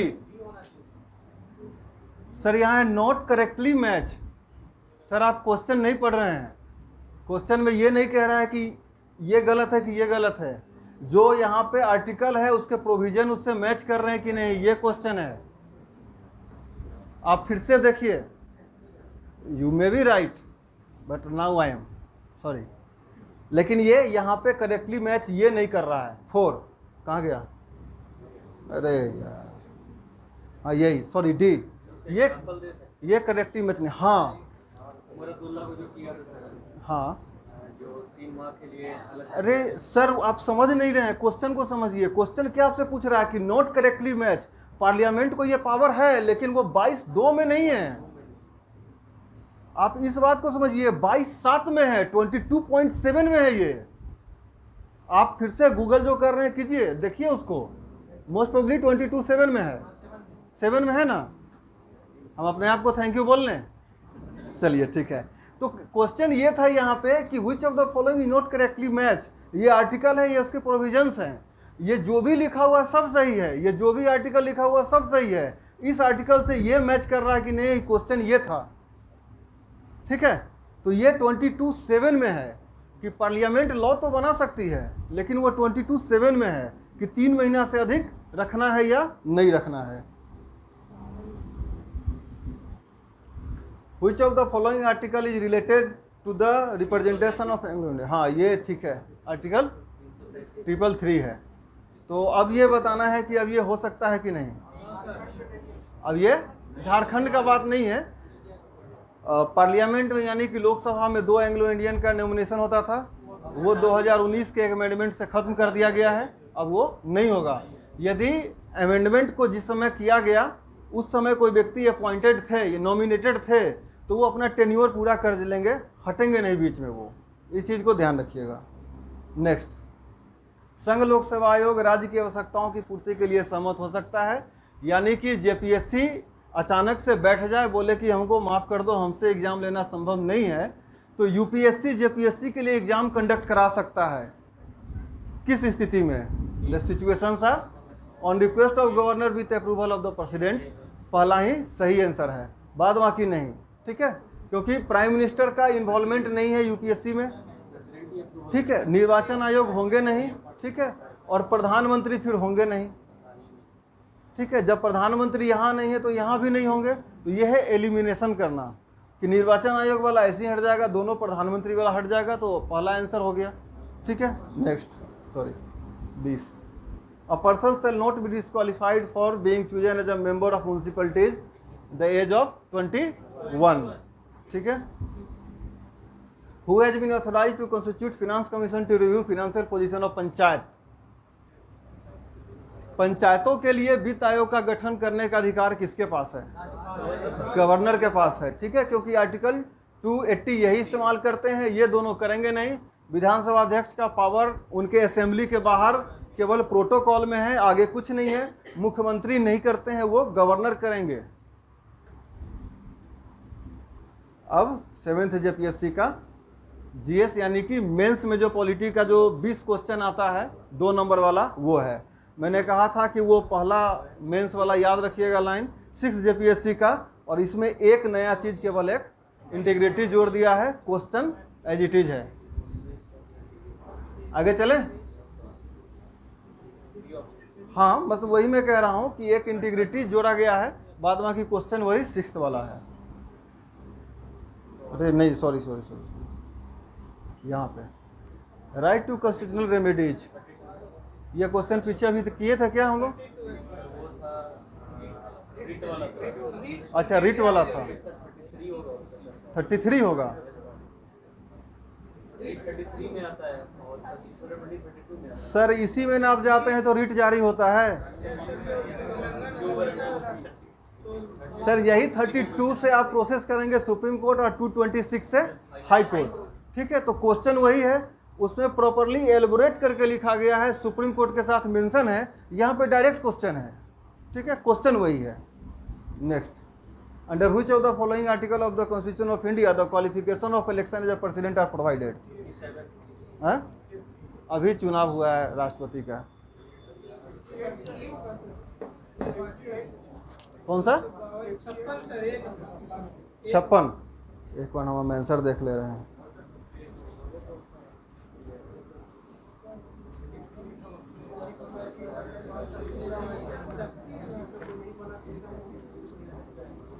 हाँ, अब एलेबोरेटिव मेथड में चलेंगे। ये 58 होगा। 56 में प्रेसिडेंट का टेन्योर है। ठीक है, 57 में प्रेसिडेंट री इलेक्टेड होंगे या नहीं होंगे वो लिखा हुआ है, और 59 में प्रेसिडेंट की स्थिति क्या होगी, उस पद पे आने के लिए उनकी क्या क्या योग्यताएं हैं। ठीक है, condition of for the post लिखा हुआ है, तो ये 58 इसका सही आंसर है। Next, which act establishes Rajya Sabha. हाँ, 58 ही होगा। अब बताइए कि राज्यसभा की स्थापना किस अधिनियम से की गई थी?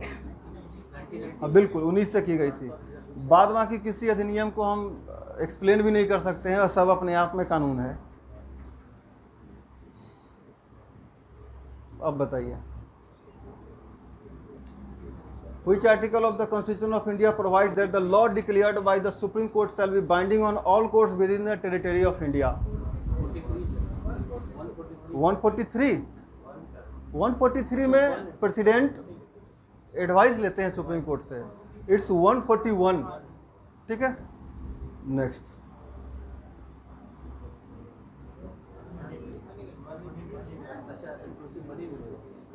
तो फिर फिनांस बिल क्या है?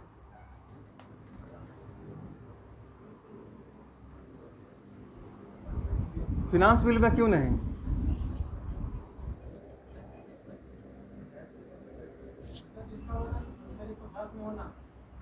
हाँ, ठीक है, ये तो मैं मान गया आपसे। मैं बात कर रहा हूँ कि वित्त विधेयक पर क्यों नहीं? क्या? कहाँ से बोल रहे हैं? हाँ सर, सभी वित्त विधेयक धन विधेयक नहीं हो सकते हैं। ठीक है, इसमें जो मैं प्रश्न पूछ रहा हूँ उसका आंसर है क्या? कौन सा? एक ही, इसका एक ही 3-4 आंसर्स को छोड़ दे तो एक ही मेन आंसर है कि इस तीनों में लिखा हुआ में यही एक बिल ऐसा है जो राष्ट्रपति के अप्रूवल से आता है, बाद बाकी कोई नहीं। ठीक है, इसमें भी कुछ लिमिटेशन है, जहां प्रेसिडेंट का कॉन्स्टिट्यूशन अमेंडमेंट बिल में चाहिए। कोई ऐसा बिल बता सकते हैं, कोई संविधान संशोधन जिसमें राष्ट्रपति की अनुमति आवश्यक है?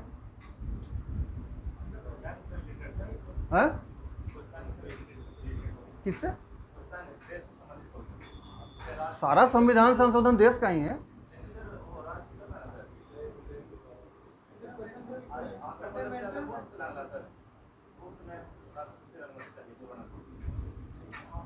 बिल्कुल सही। अब आर्टिकल बता सकते हैं? आर्टिकल 3 में 4 प्रोविजंस है। उस 4 प्रोविजन में से 2 प्रोविजंस ऐसे हैं जिसके लिए प्रेसिडेंट का अप्रूवल पहले चाहिए होता है। ठीक है, तो मनी बिल और फिनांस बिल में से ही अगर हमको एलिमिनेट करना था तो मनी बिल केवल इसलिए होगा कि इस पर प्रेसिडेंट का प्री अप्रूवल चाहिए होता है। ठीक है, नेक्स्ट। ये हो गया 28।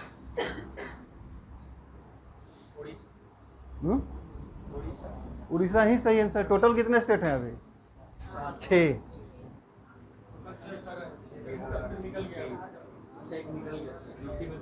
हाँ, इसीलिए अभी 6 हैं। नेक्स्ट।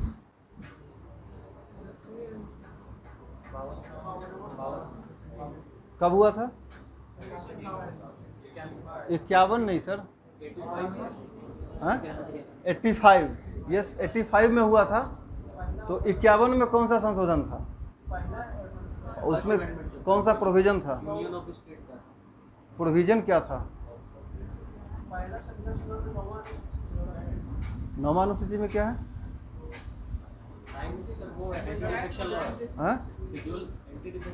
9th में, 10th में है ना?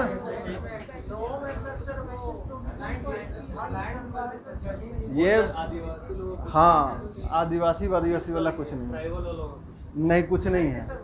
जमींदारी प्रथा का उन्मूलन सुने हैं? और 9 शेड्यूल का एक और फीचर है कि यदि किसी एक्ट को पास करके उसमें डाल दिया जाए 9 शेड्यूल में तो वो सुप्रीम कोर्ट में चैलेंजेबल नहीं है अनटिल अनलेस वो आपका फंडामेंटल राइट से रिलेटेड ना हो। अगर कोई ऐसा एक्ट जो फंडामेंटल राइट से रिलेटेड है और 9 शेड्यूल में चला गया है और सुप्रीम कोर्ट चाहे तो उस पर रिव्यू कर सकता है। फिनेंशियल इमरजेंसी लगी है कभी? नहीं। कौन से आर्टिकल में है? 360। ये डाउटफुल क्वेश्चन है अब मेरे विचार से। एंटी डिफेक्शन कहाँ पर है आप?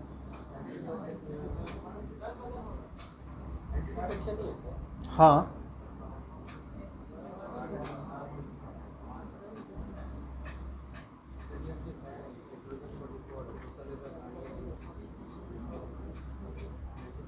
तो इस दल बदल के नाम पे किया क्या गया था? लिमिट किया गया था नंबर ऑफ मिनिस्टर्स को, ठीक है, कि टोटल नंबर ऑफ पर्सन्स जो भी इलेक्टेड हैं पार्लियामेंट में और स्टेट असेंबली में, उससे 15% से ज़्यादा नहीं जाएगा। और ये टोटल नंबर में राज्यसभा और काउंसिल नहीं है, केवल लोकसभा और स्टेट के असेंबली जाते हैं, ठीक। सर इसी के अंदर मुख्यमंत्री और प्रधानमंत्री भी आ जाते हैं। सब 32। ये बता सकते हैं preamble of the constitution is based on which of the following document. ये अभी हम लोग सबसे पहले सिलेबस जब चर्चा किए थे तो मैंने कहा था, ठीक है। उद्देश्य प्रस्ताव, ऑब्जेक्टिव, नेक्स्ट है, हाँ ये बताइए।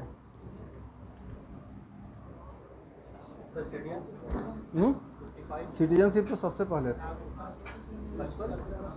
सिटीजनशिप तो लागू हुआ था 1949 में। जो कॉन्स्टिट्यूशन के कुछ पार्ट लागू किए गए थे, वो क्यों किए गए थे सबसे पहले जल्दी में? क्योंकि फाइनली कॉन्स्टिट्यूशन कब खत्म होगा ये लोगों को नहीं पता था, लेकिन देश में चुनाव कराना जरूरी था। तो चुनाव कराने के लिए सबसे पहले क्या चाहिए कि हमारे नागरिक कौन हैं, उसके बाद चुनाव से संबंधित प्रावधान, उसके बाद लोकसभा और राज्यसभा से संबंधित प्रावधान। ये 3 मेजर चीज़ ऐसे थे जो उस समय 1949 में तुरंत से लागू किए गए थे। केवल मौलिक अधिकार की चर्चा नहीं की गई थी कि आपका क्या अधिकार है, नहीं है, इस तरह का कोई बात नहीं था, और ये तो ऑप्शन नहीं है। तो ये हो जाएगा fundamental rights. Next question, which of the following appoints the chairman and members of the state administrative tribunal?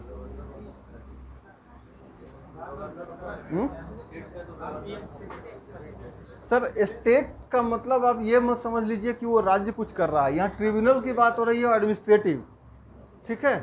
Administrative tribunal का मतलब है कि जितने भी आईएएस और आईपीएस हैं, ठीक है, यूपीएससी से, उनके लिए, उनको जब सर्विस पीरियड में कोई प्रॉब्लम होती है तो वो अपना कंप्लेंट पहले लेकर के स्टेट एडमिनिस्ट्रेटिव ट्रिब्यूनल में जाते हैं। ये ट्रिब्यूनल अभी झारखंड में नहीं है, झारखंड बिहार के अंदर में आता है। और इसका करेंट एग्जाम्पल अभी लेना हो, एकदम करेंट एग्जाम्पल, तो आप, हाँ किसका क्या नाम बोले? पूजा सिंघल कहाँ कोई केस करने गई है? वो तो जेल में है, वो तो जेल में है। इसका करेंट एग्जाम्पल झारखंड में लेना हो तो अभी 2 दिन पहले जिनको डायरेक्टर जनरल के पोस्ट पे प्रोन्नति दी गई है, अनुराग गुप्ता का नाम ले सकते हैं, जिनका सस्पेंशन वैकेट हुआ है एसएटी के आदेश पे, ठीक है। तो स्टेट एडमिनिस्ट्रेटिव ट्रिब्यूनल का गठन प्रेसिडेंट करते हैं। बिहार सरकार थोड़ा सा स्टेट एडमिनिस्ट्रेटिव रिफॉर्म्स के तहत बढ़ते हुए, जैसे यहाँ पे आईएएस आईपीएस लोगों के लिए ट्रिब्यूनल केंद्र सरकार बनाई है, वो अपने स्टेट कैडर के स्टाफ्स के लिए या ऑफिसर्स के लिए बिहार एडमिनिस्ट्रेटिव ट्रिब्यूनल बना रही है कि भाई कोर्ट में केस मत करने जाइए, एक लंबी प्रक्रिया हो जाती है, आप ट्रिब्यूनल में आइए और ट्रिब्यूनल का आदेश ही मान्य होगा। वो इसलिए कि ट्रिब्यूनल के जो चेयरमैन होते हैं ना, वो हाई कोर्ट या सुप्रीम कोर्ट के रिटायर्ड जज होते हैं। जब भी कोई ऐसा जगह पे हाई कोर्ट या सुप्रीम कोर्ट के रिटायर्ड जज को बैठाया जाता है तो उस कमीशन का डिसीजन या उस ट्रिब्यूनल के डिसीजन को चैलेंज करने के लिए कोई नहीं जाता है, क्योंकि वो आदेश वहीं से आ रहा है। तो बिहार वैसा काम कर रहा है, अब झारखंड का कह नहीं सकते हैं। तो इसका आंसर है president. Next, which article of the constitution contains provision with regard to all India service, central service और स्टेट सर्विस, यानी कि आपके वीडियो भी इसी में आते हैं। कौन से आर्टिकल में?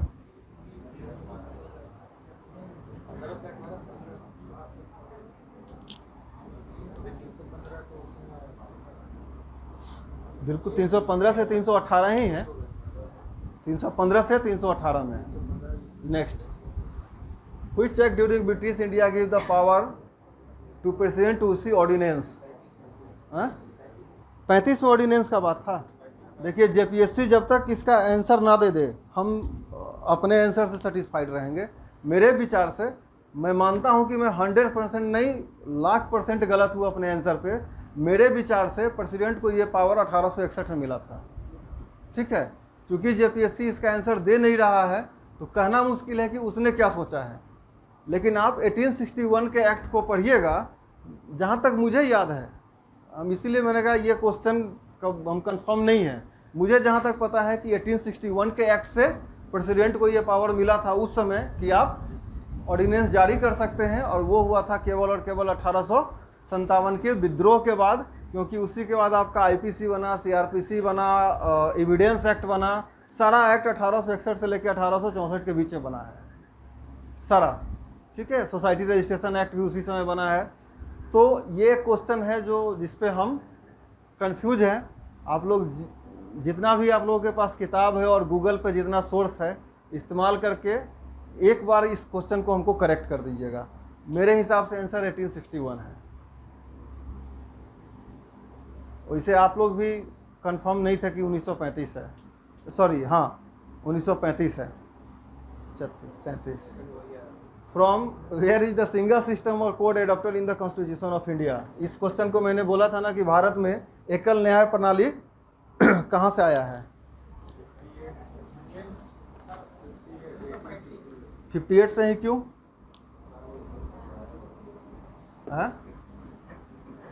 सर वो थोड़ा सा बहुत पहले चले गए हैं, 1935 की देन है, ठीक है। Government of India act 1935। Next question, who is authorize to increase the number of जजेस in supreme court of India? Parliament. The president nominates 12 members of the Rajya Sabha according to, ठीक है। गवर्नर भी करते हैं, हाँ ठीक है, गवर्नर भी कर, आर्टिकल नहीं पूछ रहे हैं इसमें, तो एकदम से निश्चिंत रहना है। याद रखिए कि गवर्नर भी करते हैं, ठीक है। जहाँ जहाँ पे ड्यूअल असेंबली है वहाँ पे गवर्नर भी करते हैं, लेकिन प्रेसिडेंट और गवर्नर के करने में एक अंतर है। प्रेसिडेंट जो करते हैं ना वो कोऑपरेटिव सर्विस वालों को नहीं करते हैं। आप इसको पढ़िएगा एलोबरेट करके कहीं भी, ज़्यादा से ज़्यादा जहाँ मिल जाए कि प्रेसिडेंट जब किसी का नॉमिनेशन करते हैं उसमें कोऑपरेटिव सर्विस वाले नहीं हैं। कोऑपरेटिव सर्विस मतलब कि नौकरी वाला कोऑपरेटिव सर्विस नहीं, जो सहकारिता के क्षेत्र में काम करते हैं उनको केवल और केवल गवर्नर ही कर सकते हैं। बाद बाकी गवर्नर में ये सब है, अलग से वही एक चीज़ ऐड है। Next, what is the position of minister of state in the central government? केंद्र सरकार में राज्य मंत्री की स्थिति क्या होती है?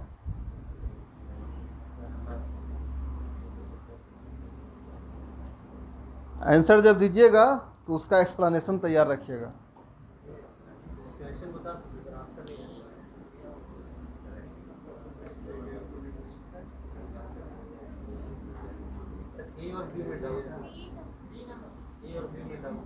बी का एक्सप्लेनेशन बताइए।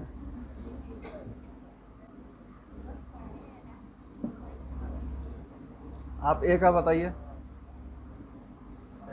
सबसे पहले सेंट्रल कैबिनेट मिनिस्टर होता है, कैबिनेट के बाद में फिर टोटल 4 का क्राइटेरिया फिक्स किया रहता है। सेंट्रल कैबिनेट मिनिस्टर रहता है, फिर मिनिस्ट्री रहता है अपना, कैबिनेट के बाद का 12 में भी नोमिनेट किया हुआ कैबिनेट मिनिस्टर के लिए। उसके बाद का फिर मिनिस्टर बचा, फिर मिनिस्टर ऑफ स्टेट होता है। अगर ये मिनिस्टर नहीं रहता तो मिनिस्टर स्टेट को फिर वहाँ पर अपॉइंट किया था। जिस तरह अभी राज्यवर्धन को जो लगाया था और किरण रिजिजू जो थे तो उनको फिर जो मतलब मंत्री बनाया गया था वो पहले MOS थे। लॉजिक मेरे हिसाब से। और पीछे से कोई बता रहे थे? हाँ प्लीज।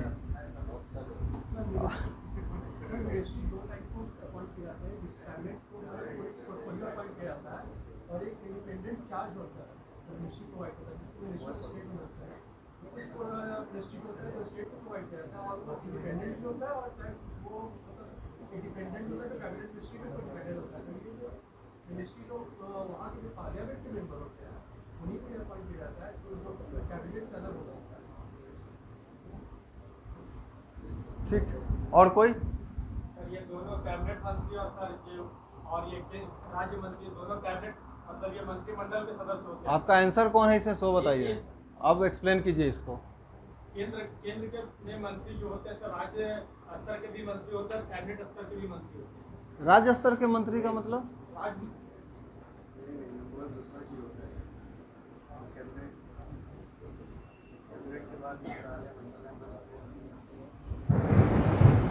वो इंडिपेंडेंट चार्ज होता है, मतलब वो सपोर्टिव नेचर पे काम करता है। सेंट्रल मिनिस्टर जितना है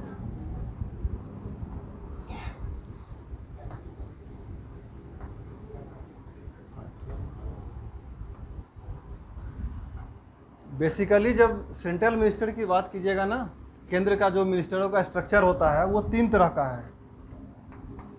पहला है कैबिनेट, फर्स्ट इज कैबिनेट, ठीक है।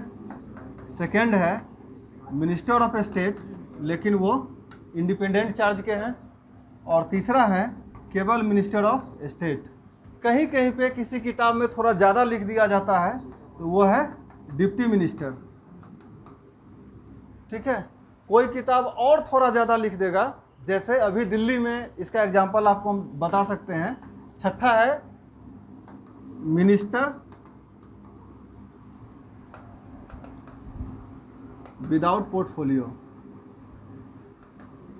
दिल्ली के एक मिनिस्टर हैं ऐसे अभी सत्येंद्र जैन, जो मंत्री नहीं है, मंत्री होते हुए जेल में हैं। तो जेल में है तो मंत्री का काम नहीं कर रहे हैं, उनका चार्ज किसी और मंत्री को दिया गया है, लेकिन उनका मंत्री का स्टेटस एज इट इज़ है। सो वो कहे जाते हैं मिनिस्टर विदाउट पोर्टफोलियो। जैसे रितेश देशमुख के पापा का नाम क्या था? विलासराव देशमुख। जब वो सेंट्रल में मिनिस्टर थे तो उनकी तबीयत खराब हुई थी, वो हॉस्पिटलाइज हुए थे, तो उनका स्टेटस जो था मिनिस्टर वाला वो एज इट इज रह गया था। उनका मिनिस्टर का जो स्टेटस था वो एज इट इज था, लेकिन वो हॉस्पिटलाइज थे, कोई मिनिस्टर का काम नहीं कर रहे थे। तो इसमें से 2 चीज़ को तो आप हटा दीजिए, ये अब देखने को नहीं मिलता है। एक 3 ही चीज़ अब बच गए हैं। पहला है यहाँ पे कैबिनेट मिनिस्टर, दूसरा है minister of state independent charge, और एक है मिनिस्टर ऑफ स्टेट। पहले इस कैबिनेट मिनिस्टर जो पीएम के साथ बैठ करके देश के नीति निर्धारण के काम करते हैं, जो पॉलिसी फ्रेमिंग का काम करते हैं। Minister of state independent charge एक ऐसा डिपार्टमेंट जिसमें एक ऐसी मिनिस्ट्री जिसमें बहुत सारे डिपार्टमेंट्स नहीं होंगे, ठीक है। और पॉलिटिकली ऐसे समझिए कि एक ऐसा व्यक्ति जो पहुंच गया है, सांसद बन तो गया है, लेकिन उसका बहुत बड़ा रुतबा नहीं है, ठीक है। वो बहुत ज़्यादा नहीं कुछ कर रहा है पार्टी के लिए, लेकिन पार्टी को ऐसा लग रहा है कि इसको मिनिस्टर बना देने से आगे हमें कोई फ़ायदा हो सकता है। वो लोग आते हैं इस 2 कैटेगरी में। अब एक एग्जाम्पल लेते हैं फिनांस मिनिस्ट्री का, ठीक है। फिनांस मिनिस्ट्री, एक फिनांस मिनिस्ट्री में बहुत सारे डिपार्टमेंट हैं। बहुत सारे डिपार्टमेंट का मतलब कि रेवेन्यू अलग है, बैंकिंग अलग है, टैक्स अलग है, वो सब डिपार्टमेंट्स हो गए। और मिनिस्ट्री तो वही है फिनांस। तो एक कैबिनेट मिनिस्टर निर्मला सीतारमन इन सारे चीज़ों को नहीं देख पा रही अकेले, उसके लिए बनाया गया है मिनिस्टर ऑफ स्टेट, राज्य मंत्री, ठीक है। कैबिनेट मिनिस्टर को असिस्ट करने के लिए अलग अलग डिपार्टमेंट्स में बनाया गया है मिनिस्टर ऑफ स्टेट को। और वैसे पॉलिटिकली पर्सन जो सांसद बन के आ गए हैं और पार्टी को उनसे किसी प्रकार का बेनिफिट हो सकता है, तो उन्हें बड़ा सा कोई मिनिस्ट्री ना दे करके एक छोटा सा मिनिस्ट्री जिसमें बहुत सारा डिपार्टमेंट नहीं हो, जैसे कृषि देख लीजिए, उसमें मिनिस्टर ऑफ स्टेट्स नहीं है। पर्यटन को देख लीजिए, उसमें नहीं है। इन सब मिनिस्ट्रीज में केवल minister of state independent charge दिया गया है, ठीक है। तो मिनिस्टर ऑफ स्टेट जो इंडिपेंडेंट नहीं है वो कैबिनेट मिनिस्टर को रिपोर्ट करते हैं। मिनिस्टर ऑफ स्टेट जो है इंडिपेंडेंट चार्ज, अब ये किसको रिपोर्ट करेंगे? ये तो कैबिनेट के अंडर में है नहीं, तो ये किसको रिपोर्ट करेंगे? ये करेंगे पीएम को। बस इस दोनों में फ़र्क इतना है कि ये कैबिनेट की बैठक में जा सकते हैं और ये कैबिनेट की बैठक में नहीं जाएंगे, ठीक है। तो अब अगर इसके हिसाब से देखिएगा, इस ऑप्शन के हिसाब से, तो he is a minister of central government but not a member of the cabinet. यह है आपके आंसर का एक्सप्लेनेशन। क्लियर है? फिर आगे बढ़ेगा। ये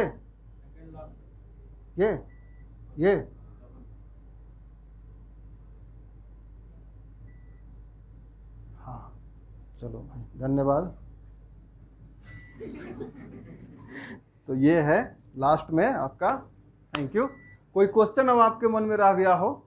एक इस प्रकार का क्वेश्चन केवल मत पूछिएगा कि सर 1967 में इस दिन क्या हुआ था। ठीक है, ये सवाल नहीं पूछिएगा। ये सवाल नहीं पूछिएगा कि सर आर्टिकल 394 में क्या लिखा हुआ है। आप रेदर देन ये पूछिए कि सर आर्टिकल 394 में ये लिखा हुआ है, इसका क्या मतलब है। इस तरीके का कोई प्रश्न आपके मन में हो आर्टिकल 1 टू आर्टिकल 395, या इसके बाहर भी कहीं पॉलिटिकल साइंस में कुछ आप पढ़ रखे हो, चाहे वो कार्ल मार्क्स का थ्योरी हो या डाइसी का रूल ऑफ लॉ हो, आप सवाल कर सकते हैं।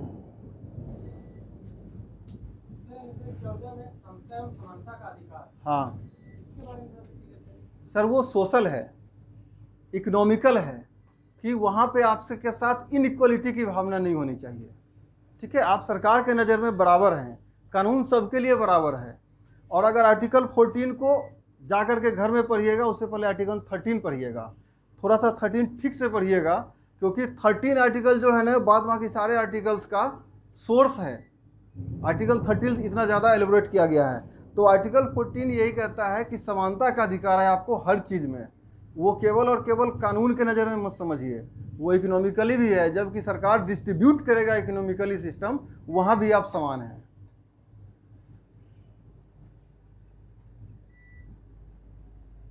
और कुछ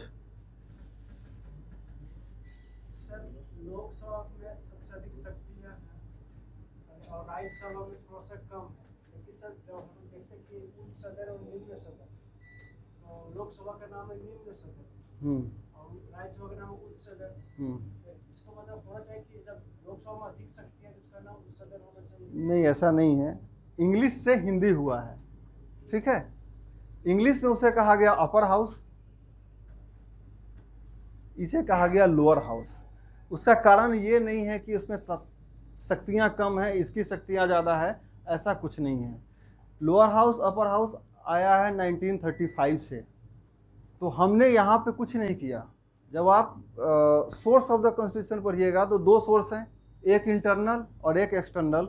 एक्सटर्नल में वो पढ़ते हैं कि किस देश से कौन कौन से प्रोविजंस लिए गए हैं। इंटरनल में हम पढ़ते हैं 1935 गवर्नमेंट ऑफ इंडिया एक्ट 1935 का 75% सारा का सारा चीज़ लेकर के यहाँ पे रख लिया गया है। तो कॉन्स्टिट्यूशन के उस दो पार्ट में है, तो इसमें हम लोगों ने कुछ नहीं किया है। वो अंग्रेज का चीज़ है, उसे हम रख लिए, ठीक है।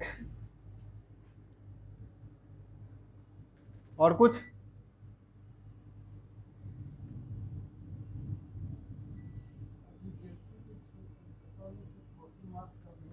जोर से, हाँ बोलिए ना। हाँ हाँ, आर्टिकल 19 में, हाँ हाँ बोलिए सर।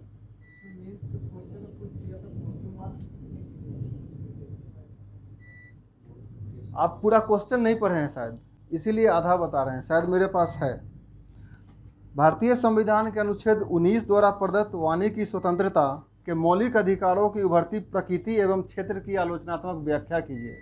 ठीक है, तो इसमें दो क्वेश्चन का दो पार्ट है, थोड़ा डिटेल में देखेंगे तो तीन, लेकिन दो ही समझिए। एक, आर्टिकल 19 में जो आपका बोलने की जो आज़ादी दी गई है, वो उसकी उभरती प्रवृत्ति, पहले तो आपको ये बताना है कि वो कहाँ तक चला गया है। कि अब हम कह रहे हैं कि सुप्रीम कोर्ट गलत है, ये हमारे बोलने की आज़ादी चली गई है, इतनी ऊपर आ गई है।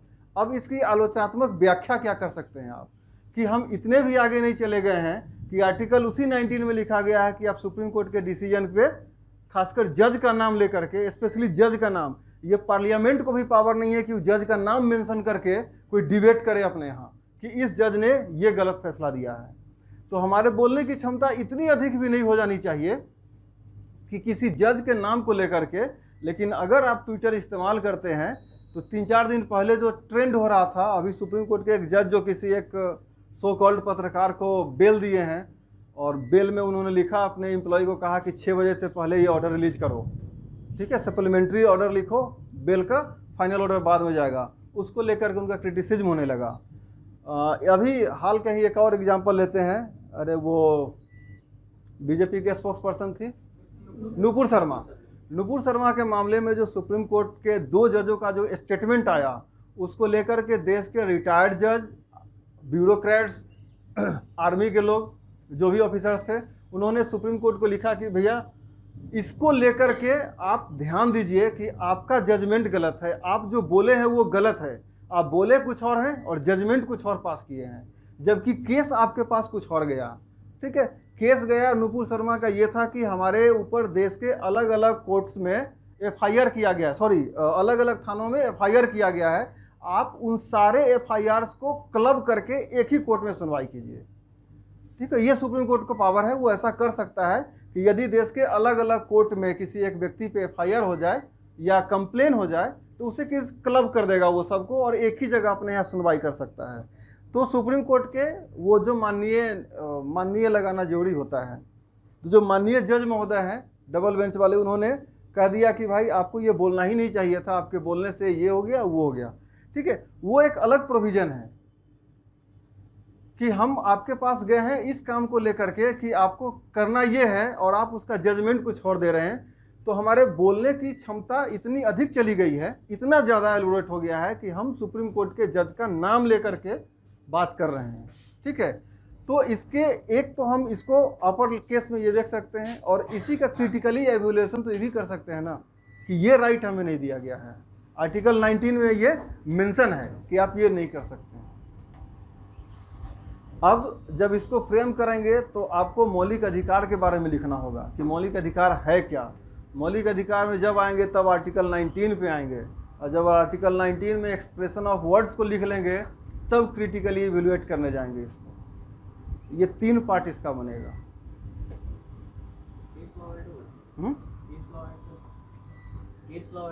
ना, अगर कोशिश कीजिए कि केस ऐड करने में कुछ ऐसा ना ऐड करे कि पढ़ने वाला थोड़ा सा उसको लगे कि आप कहीं ना कहीं किसी चीज़ से बायस हो गए हैं। ठीक है, क्योंकि आपका आंसर एक होने वाले प्राधिकारी का आंसर है।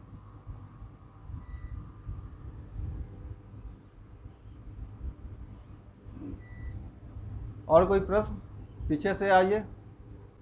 नहीं,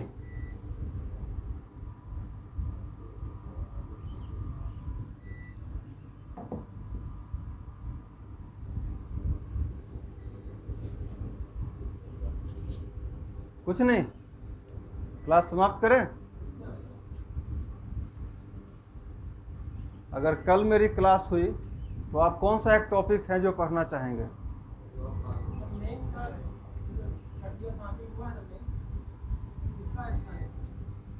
क्वेश्चंस का, ये तो हो गया मेंस का। ठीक है, एक्सप्लेनेशन कर लेंगे, 1-1.5 घंटा लग जाएगा। अगर पीटी की हम बात करें तो पॉलिटी का कौन सा एक टॉपिक है जो अगर कल क्लास हुई तो आप उस पर डिस्कस करना चाहेंगे?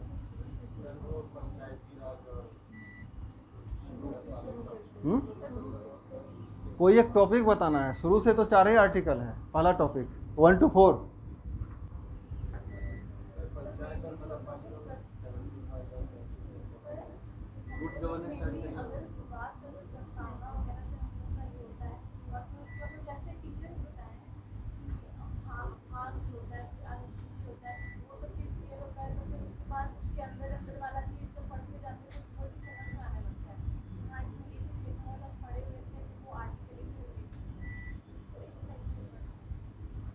वो तो मैं समझ गया, मैं पूछ कुछ और रहा हूँ। मैं कह रहा हूँ कि यदि आपको कोई एक टॉपिक यूज करना हो कि इस पे डिस्कस करना है कल, तो वो कौन सा टॉपिक होगा?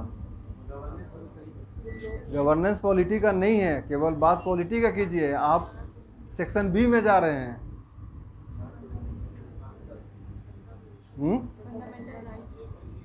Fundamental rights.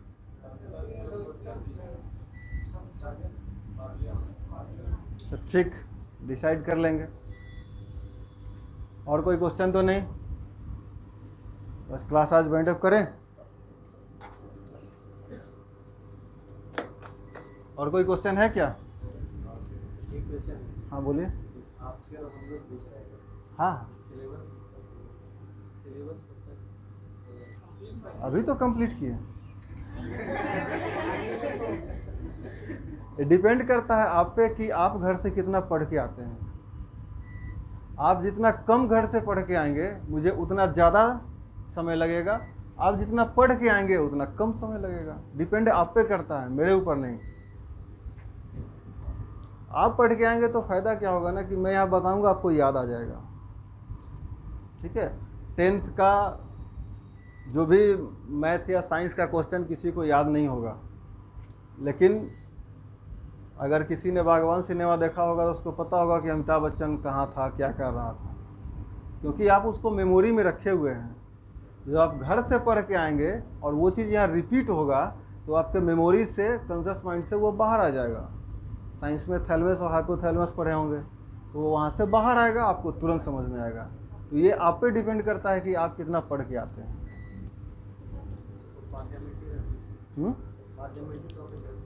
ठीक है, कल देख लेते हैं, कुछ नहीं होगा तो प्रेसिडेंट पढ़ लेंगे, अभी चुनाव हुआ है उनका। क्या